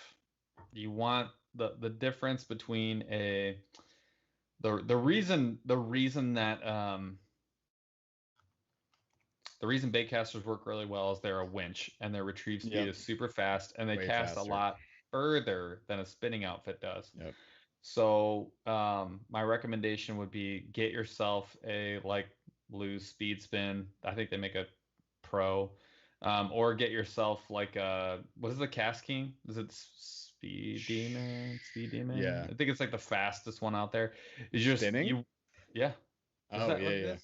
I I think don't that's know. what it is. I'm pretty sure it's Yep. Cast King Speed Demon. Just you want that fast retrieve speed. It's just gonna help you out. It's tough though. I mean, it's just not gonna be as good as a baitcaster though. Period. Yep. And Jeff's point, just learn how to use baitcaster. For $40, you can do it. You can do it. And I we guess believe it's in more you. like $100 because you gotta get a rod too. But like just get a cheapo. And then Jeff made the best point.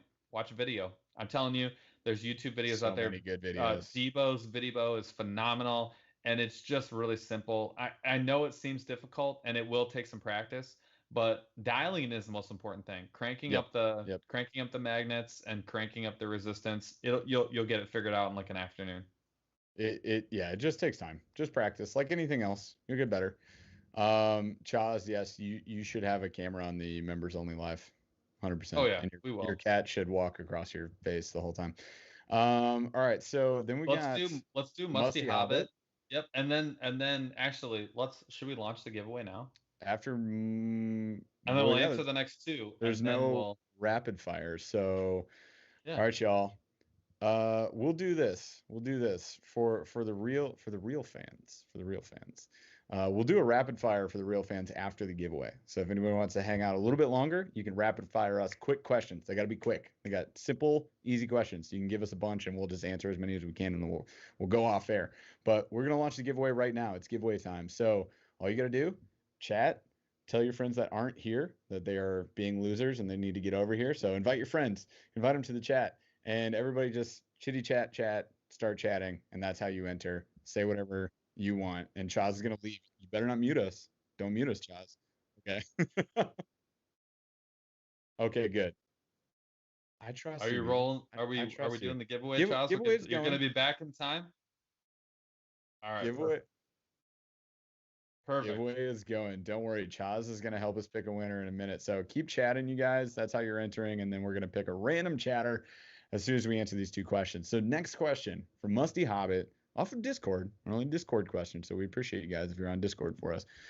Specifically for Ned rigs, and regardless of water clarity, what would be the color of bait or jig head that you use the least? Or are there any that you would never use? Interesting question. Very interesting. Different perspective. That I would use the least? I never use Black. the. Did you say black? Mm-hmm. Yeah. Well, I got ruined by that by mule fishing. Online outdoorsman changed me on black. Yes. Yeah. No, I'm with it. I'm with it. I'm down. I have And I have like 2 rows of black and silver just sitting in my let's do them. I was going to say bin. black and silver. So I never use the black and silver or the there's like gosh, it's like Drew's Craw from Z-Man, and it's like red. Orange? No, it's red and gold flake with silver and black. Silver and gray. It's not even black. That color I use the least because I would use a downsized paddle tail instead and fish it. I just don't do that with the Ned. You guys already know Copper Truce is the jam, but also I've realized lately, like black color, I think, is it called yoga pants? Yep. Yeah, the yoga pants color, I'm on board. Bubblegum, I'm on board. Like I'm on board for it. Purple Junebug. Junebug's been crushing in the turd tubes, the turd ticklers, they're called lately. Junebug's been crushing it. So yeah, I would say the like murky minnow, I think is the Guggen Squad one, Guggen Baits, whatever. And then like the Drew's Craw and Z-Man and whatever. You guys get what I'm talking about, like that minnow bait fish pattern. I don't like that. And then orange or just straight lead. Never use. I never use like lead anything, just like straight unpainted. Yeah. Yeah, I never use it for drop shot weights, worm weights, Ned rig, jig heads, all that stuff. And I mean, you can get them, they're cheap, but I would paint it if I had one. And then orange. I've never really used orange, but like chartreuse, green pumpkin, black, and maybe red. I don't care too much about the red ones either. I have a couple red ones. I'm just like, I don't throw them. Disagree. I run the orange a ton. The one color that I would probably not throw if it were like in the plethora that I'd probably never grab would be like a gold or like a dark yellow. They make a gold? If that were a color, like a shiner? I don't even know. I'm saying anyone that would make that color, that's probably the one I would grab last. I would grab red before that, orange before that. I would grab almost any other color before. That's probably the one that I would. Green pumpkin, Just gold, never. It's just never. It's probably never gonna win a battle. Did Dalton Miller just say Chaz only fans? Oh jeez. Oh boy. We got derailed hard. No. All right, we have one more show me question. Let's Donald W. Donald W asked me this earlier today. He goes, "Would you be more excited catching your PB bass, largie or smallie, or landing the Monster sponsorship?" I mean,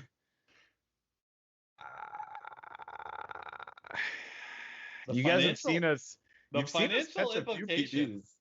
The financial implications of landing the Monster. Oh, we're not big enough to get any financial implications of landing Monster. They'd be like, here's your free can, kid. Like, yeah. Thanks for posting. Yeah, I mean, well, if Monster sponsored us, we'd have free cold coffee every time. So exactly. I'd be down. Landing Monster would be pretty ridiculous, and that doesn't make sense at all in any reality, in any my PBs, universe in the multiverse. My PB's probably not that big, so I feel like it could be broken pretty easily. Oh, we break our PB like twice a year. That's what I'm saying. So I feel like maybe I'm gonna have to go Monster, only because my PB isn't like a 7-pounder or something. If you said 7, 8, 10-pounder, I'd be like, if you had dictated some like giant, I'd probably would have picked that. Fish all day. Great question. Day. Yeah, that's hilarious. All right, so we did have Bruce Wild. Last question from chat before we hit rapid fire later for the real fans, for Chaz's only fans. Yeah. Bruce Wild says best 2-piece rod. It's a tough one. We don't really use them. Rod. Honestly. I've only ever had one 2-piece rod, and that is I have had a couple 2-piece. Is this one? The ugly stick? Yeah, the ugly stick. So my favorite GX2 would be the GX2, the ultralight. I think it's like a 5.6. I'll say if you guys are looking for multi-piece rods, like anything with an open ferrule design, we talked about this on the Debo's podcast too, by the way. But travel rods, if it has the open ferrule, which means it's like a slender tube that goes into the other tube, But and it's it sticks also out a much little bit. It yeah, stays exposed. it's much longer, and there's a little bit of a gap. So Yeah. the ferrule's longer than the tube that it goes into. That's what you're Yep. looking for. It I doesn't I just match think up. with travel rods, here's what I will say about travel rods. As when the travel rod is the same exact blank as Hmm. the original, that is something that I would feel pretty good about buying. Yep. So instead of being its own standalone, when it is the same exact rod that you can buy the same rod single piece, that's Hmm. when I'm going to feel pretty good about buying. Fair. I have a Cast King Perigee, an Ugly Stick GX2, and then I recently got the Akuma SST, which is a salmon steelhead version travel rod, but it's a 4-foot rod and it's for fishing in Florida. That's why it's an SST. But the biggins. But it's I haven't fished it yet, so we'll see. Cool. All right, let's draw this giveaway. All right. So if you win this giveaway, just type your email into chat. No one else will see it besides for myself, and I will send that off to Jeff. All right. And don't type your email in if you didn't win, you sneaky snooks, you. Don't I do will it. also know instantly. Somebody does it every time. Yeah. You clown. Also, Jeff, do not show their Yeah. message. I am hands off at this point, Chaz. It's all you. Nick Chazzy, Andre. take the wheel. Nick Andre. Andre. Hey, Hey. So, Nick Andre, please type your email into chat. I will get that sent off to Jeff immediately, and he will get you your gift card. And I will not touch my computer until you type your stuff in, Nick Andre. Nick Andre, you also need to type within the next minute, just so we know that you are here. That you're a real person. I know you are. Didn't you donate earlier? You did a super chat a little bit ago. I hope you're still here, man. Nick Andre. come on, bro. Must be Nick present to Andre. win. Colleague Nick Andre. Oh, man. What if he went to pee? Oh, he's going to be so mad. He's going to be so mad. Everyone's like, "Congrats, bro." He's like, All right, so do you want to re-roll at 2 minutes, son? Somebody asked me a question, so Nick Andre has 5 more seconds to get his butt back. "Oh, Oh, there there he he is." Hey! Dude, we held out for you, bro. All right, so Nick Nick. Andre, post your email into chat. I will. No His one else phone will see died. it. All right, no one else will see it besides from myself, Jeff, and Paul, and I'll send Yeah, it if off you're to not- Jeff. And if you're not able to, just hit us up on Instagram. Yep. Either way. His phone died. I hope he's like, did he jump on a different computer? Yeah, he's probably trying to plug it in Terrible right time now. for a phone to die. We'll leave the chat. All right, Oh, there he is. all right, I Way got to the go. email. Way to go, Nick. We got him. All right, Yeah. Congrats, bro. you're so- good to go. $25 gift card. I'll be sending it to you later in the day tomorrow as soon as I get it from my Monster Bass friends.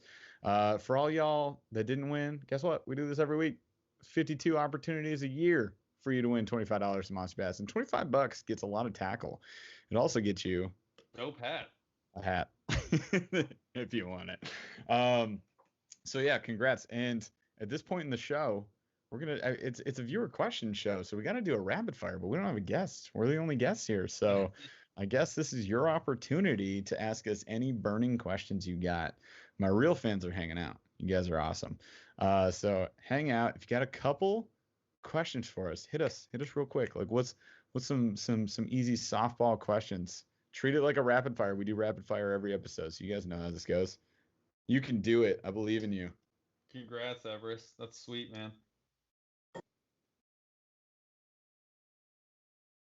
Jeff, Jeff Lauer, you could have you won a gift card already. You could have bought a Burly hat. That one's on you. Oh, Jeff Lauer. No, he won the rabid bait. Yeah. Oh, Don't that's you- right. Don't you do that to Jeff Lauer. Cicada. Someone asked cicada baits this year, yay or nay? Yay. You know that I got a lot of bug baits this year that I'm excited. We're gonna do an insect like fake insect fishing day. We're gonna Well, do it because we got I'm a bunch. assuming you're asking because it's gonna be like the 1 in 1,000 years or whatever it is, 14, yeah, 14. cicada hatch of the century. And I can't see why not. Here's the thing, though. I'll tell you about matching the hatch during the hatch.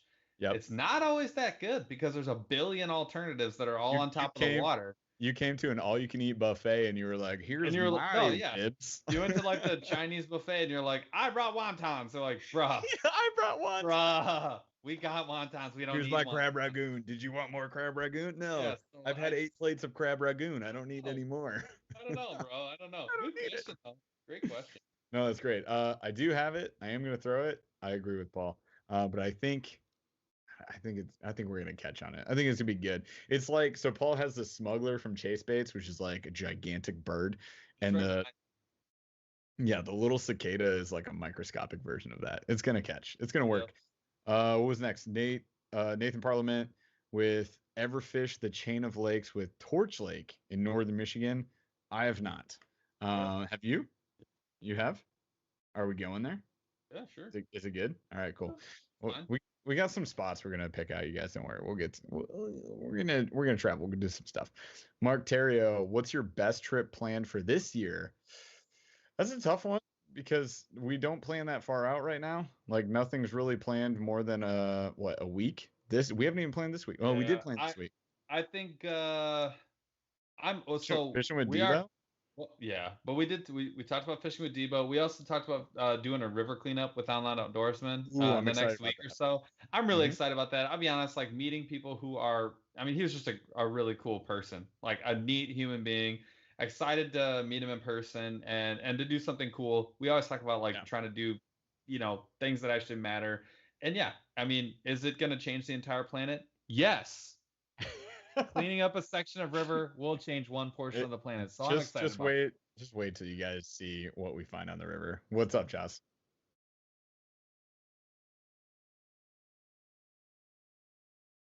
Uh-huh. Okay. In stock or out of stock? I would be stunned. Well, then at MONSTERBASS, buy more of my hats. Like, I'll update you guys later. Or we should get some with the new logo. All right, we'll update the hats. In chat, what color should the hats be if I have to make a new order? Bro, I feel like I should show my screen and show them the new logo. Oh yeah, show. All right, I'll do it. Yeah, check out the new logo. I got them Let us know what you think of this logo. Well, let me pull it up. Yeah, hold on. I got it right here. I literally drew them all.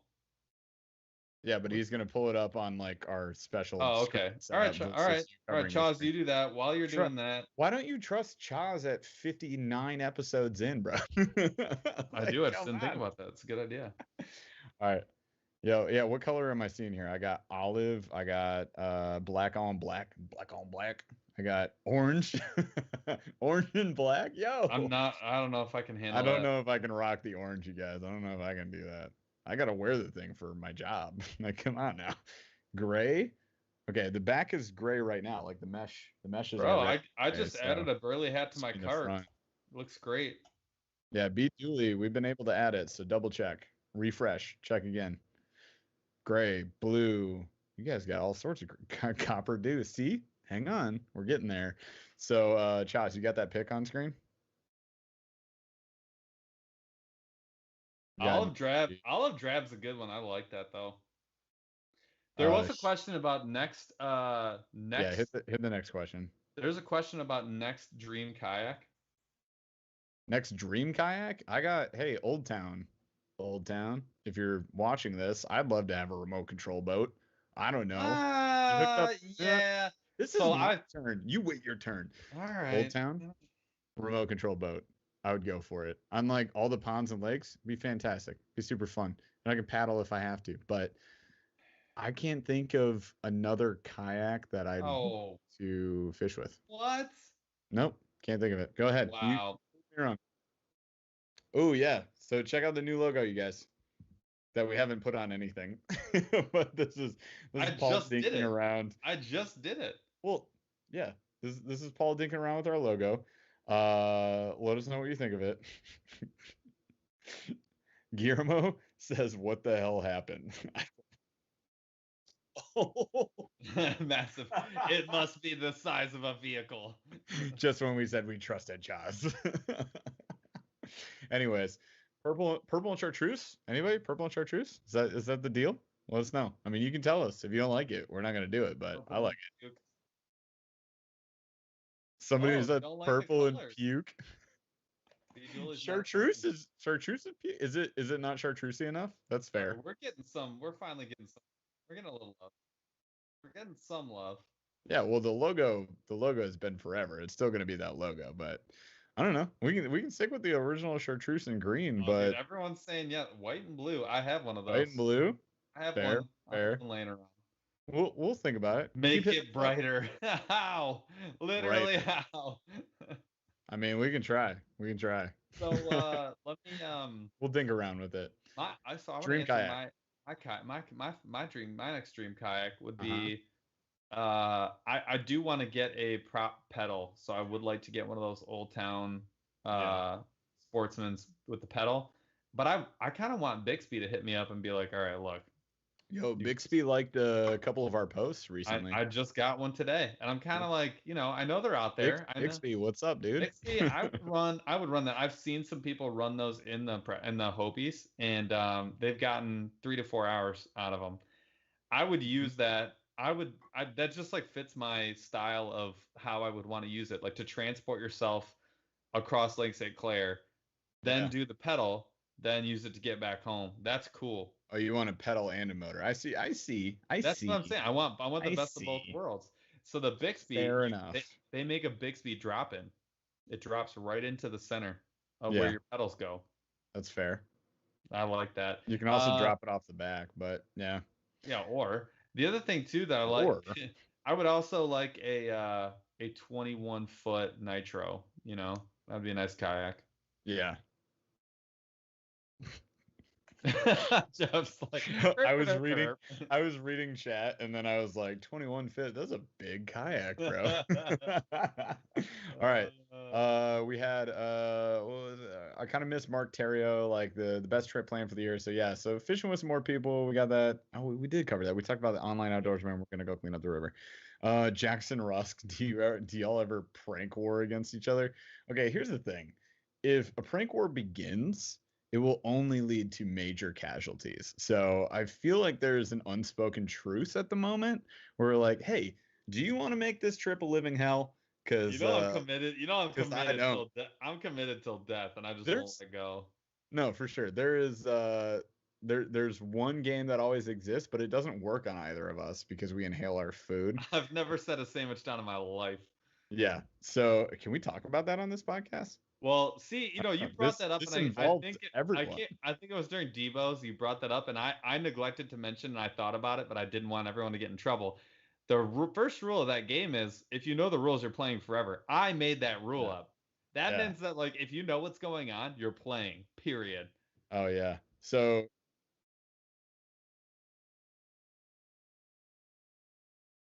Oh, I've got more than what's on. We got options. We got more logos. No, too bad, guys. The blues just for me. So there's a game. It's called Sandwich Punch. You're all involved now. Yeah. So those who don't know, my brother's in a band called We Came as Romans, and they came up with this game on tour. And my brother told me about it, and I introduced the rugby team to it, and I slipped my own rule in there in the front, and it hasn't gone anywhere. We've carried it far further than they ever dreamed possible. Too far? Nah, just right. So the deal is, here's the deal with this game.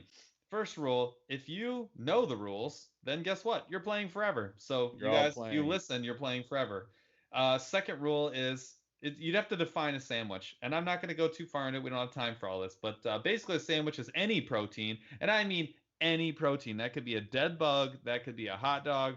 That could be peanut butter. Any protein, even 1 milligram of protein is a protein. Any protein that's surrounded on 2 sides or more, can be sideways, hot dog bun, can be vertical, can be a wrap. buy a starch or any Yep. bread whatsoever, it's a sandwich. Period. The end. Yep. A punchki is a sandwich if there's even one shred of protein inside of that. And inside what of that happens? donut. What So happens? if you take a bite of that sandwich, the defined sandwich, it's in play. It's in play. I'm using air quotes. It's in play. That means if at any time you set that sandwich down after having taken any size bite out of it, and you release it from your grip, so if you set that sandwich down, I can punch it as hard as I want. Guilt free. I can murder that sandwich. I could punch it 30 times. I can do whatever I want to that sandwich. There's only one thing that can save your sandwich that will allow you to relinquish it from your grip. Safety can only be found the safety of the sandwich can only be found inside of your grip, or if you place something on top of that sandwich that is greater to or equal than the surface area of a quarter. That could be a napkin, that could be an actual quarter, but if it's a nickel, I'm going to punch your sandwich. Now, if your sandwich is in your hand and I decide to punch it, or if your sandwich is set down and covered and I decide to punch it, I have to buy you a new sandwich. Brand new. Doesn't matter what kind of sandwich it is. Your choice. Arguably, totally worth it. It's the best game that's ever invented. I have not put a sandwich down since 2016. Yeah, I have no picture, Chaz. I don't know what you're talking about. All right, so next up we had Whitey XJ. What would you murder that? What would you throw for very shallow pond with a gentle slope to 4 foot, deepest within casting range? This has been asked. Clear water. This has been asked. We talked a lot about muddy water lately. Ned, so bro. Clear water. Huh? Ned, yeah. If it's clear water, jerkbait, Ned, weightless, wacky, Senko, weightless Texas fluke. rig, weightless fluke, or top clear, water. Clear water, great clear water stuff. Top water, popper, great. Fishing with T-Rex. What do you think of Beyond Braid? I have no idea. I have 2 spools of it, and I actually just spooled one up. So I have 30 pound and I have 20 pound. I wanted to mess with it, so I got some. Is that the one that does the rainbow reel? That's like the rainbow. No, it's like camo. I'll show you. They do the different color braids. Yeah, it's like a I know what you mean. Do they sell that? They sell it at Walmart. They sell it at MONSTERBASS. For real? Yeah. I said, dude, it's expensive at Walmart. Like the rainbow one, it's like $35. Yeah, that's not cheap. What the frig? All right, last minute rapid fire. We take one more question. We're going off air. Hold on. An elbow macaroni. Mark Terrio says there's elbow macaroni stuffed with peanut butter, 100%. How could I have been more clear? How could I have been more clear? What? That is a protein surrounded by on 2 sides or more by a starch. It's instant murder. You're stuffing elbow macaronis with but you would have to. That's a challenge. That's a bowl full of sandwiches. So let me be really clear. You would have had to have bitten one of those in half, and it would have had to fall out of your mouth. Out of your mouth. Just like it would have had to have fallen out of your mouth. Then it could be punched. That's tough. I don't think I've ever bitten an elbow macaroni noodle in half of my life. All right, so you asked twice, so we're gonna take your question. Everest Ice ripstop opinion. Well, first of all, it's a Rapala jerkbait. The end. It's great. But the ripstop's cool. So it has like a little fin on the back that goes down, right? So you got like your lip on the front. I'm just knocking my mic out of the way. You got a lip on the front, and then you got like this little fin that goes down in the back. And what happens is you can twitch it like a regular jerkbait. You can slow retrieve it, whatever. But if you pop the rod, it just stops. It doesn't like do all this side to side but moving forward action. It'll just stop, like dead stop. It's pretty great. It's pretty expensive. It's like they're small. You can get like X wraps and that stuff. They're like $11.99. Like they ain't cheap for a little 2-hook jerkbait. But they're pretty sweet. So if I have bass that are not like feeding up, they're not like very active, it's pretty great because like you can just pop it right in front of them and it's suspending. You just let it sit. Just boom, it's like moving, pop the rod, it stops. You just let it sit in front of them. It's a pretty cool bait. I like it a lot. It's expensive as heck, but it's pretty sweet. Rip headphones. Yeah, Chess. Sorry, just pow, pow, pow. I want to make sure you guys are still awake. Yeah, there we go. Hopefully that helps. All right, guys. Everybody's bailing. It's late. We got to go. It's like 9:48 Eastern. Frick. Oh, the questions podcast. This was fun. I had fun. I hope you guys all had fun. If you guys did have fun, maybe consider coming back every Thursday, 8 p.m. Eastern. We do this thing. We go live. We talk to you guys. We talk to cool people. Next week, we've got Taps and Tackle, which is, correct me if I'm wrong here, Paul, a brewery and tackle shop? Yep. Where are they? Combined. Wisconsin. Wisconsin. Oh my goodness. You guys, we're gonna have a good time talking to them. So bring your dad pops, your mom pops, your kid pops next week, because we've got, a place that sells pops all the time. And it's gonna be a good time. It's gonna be a lot of fun. So next week, 8 p.m. Eastern, be back. Subscribe to the channel, smash a like on this video, share it with your fishing friends, ring that notification bell so you can see when we drop more content. Don't forget about members only. Oh yeah, the members only podcast will be on Tuesday, April 13th. Come back for that. Not March. I posted this one as March. Yeah, it's the same time. So members only for my members, my shark deucers and snorlaxers. You guys come back Tuesday night, 8 p.m. Eastern. I hope to see a bunch of you guys there. It's been a ton of fun tonight. You guys are awesome. Mark Terrio says subscribe, hit that bell. You gosh dang right. You guys are awesome. Do all the things. Follow us in all the places. Help us keep growing. Thank you so much for what you've done so far, and we will see you next week. No, Chaz, take us out. Get us out of here. Here we go. Took a swing at a wrecking ball and I prayed for my downfall, and I found a way to reconcile, 'cause in my heart it's not worthwhile. It's a bloody battlefield where some go down, others heal. In the end it's all the same. All you can do is play the game. Oh, do we say goodbye? Refuse to question why. I'm sad to say I'm sorry, so lie. Pretend that you're okay. Swear that you will stay. Keep trying for one day. I'm sick of all these lies. Don't care if I capsize. There's nothing left for me to hide. Don't wanna live a lie. Too many lows, too many highs. Too many things to criticize. And so I leave it all behind. Don't wanna live a lie.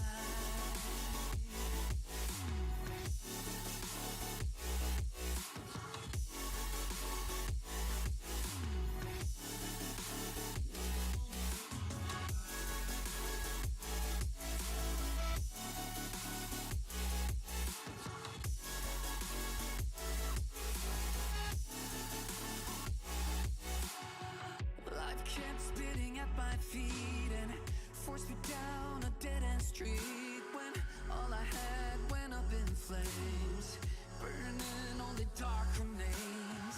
I cover up every part of my skin, oh, 'cause I don't like the person within. Oh, I know I'm the one to blame.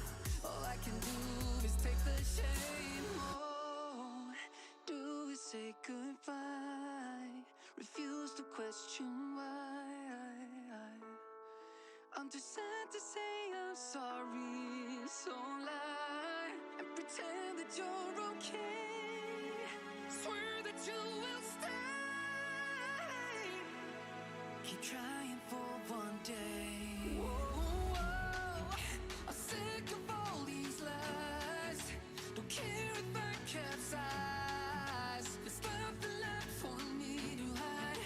Don't wanna live a lie. Too many lows, too many highs. Too many things to criticize. So I leave it all behind. Don't wanna live a lie.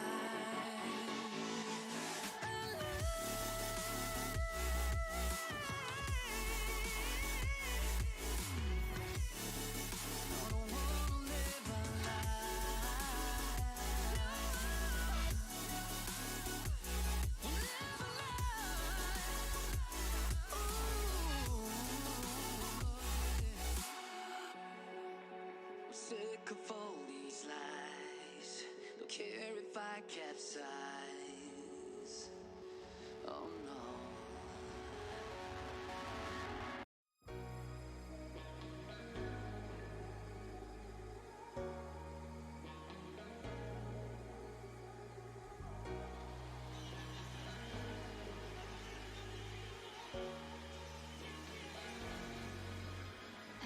in love of every melody. They all sound the same. Yeah.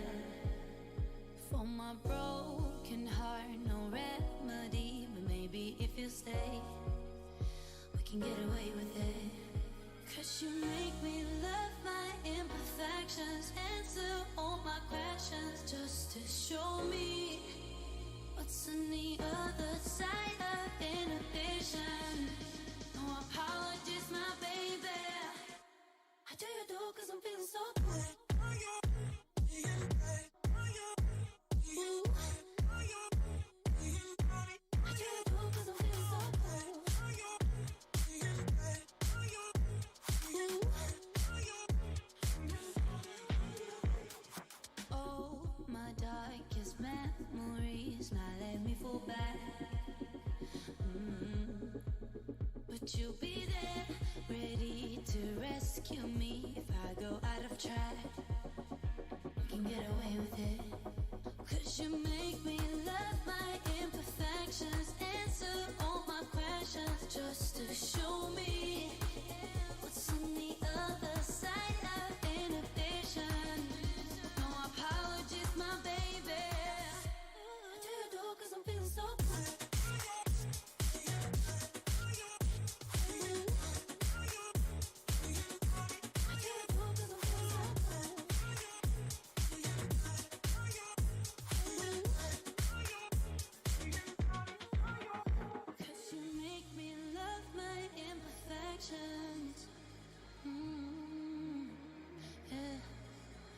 What's on the other side of inhibition? Ooh, I do you do 'cause I'm feeling so cool.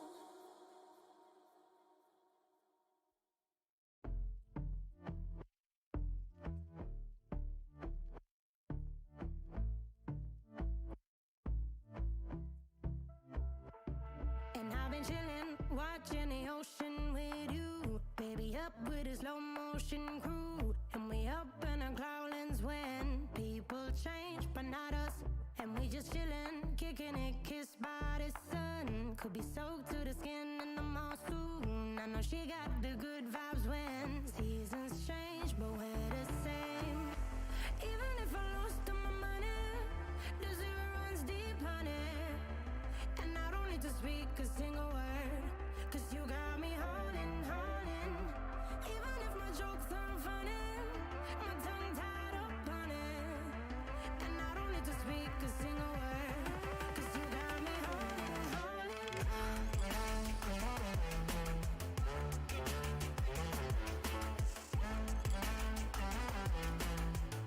'Cause you got me holding, holding.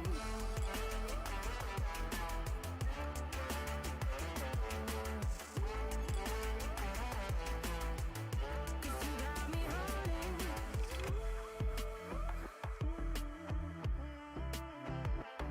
And I'll be running, possessed by a low, low voodoo. Fired up like a wolf on a full moon. And we stuck in a la la land. The tides will turn without us. And I'll be killing time like I might be a cartoon. Take it in real life like haiku. I know we got the good vibes when pieces fall right into place. Even if I lost all my money, the zero runs deep, honey. And I don't need to speak a single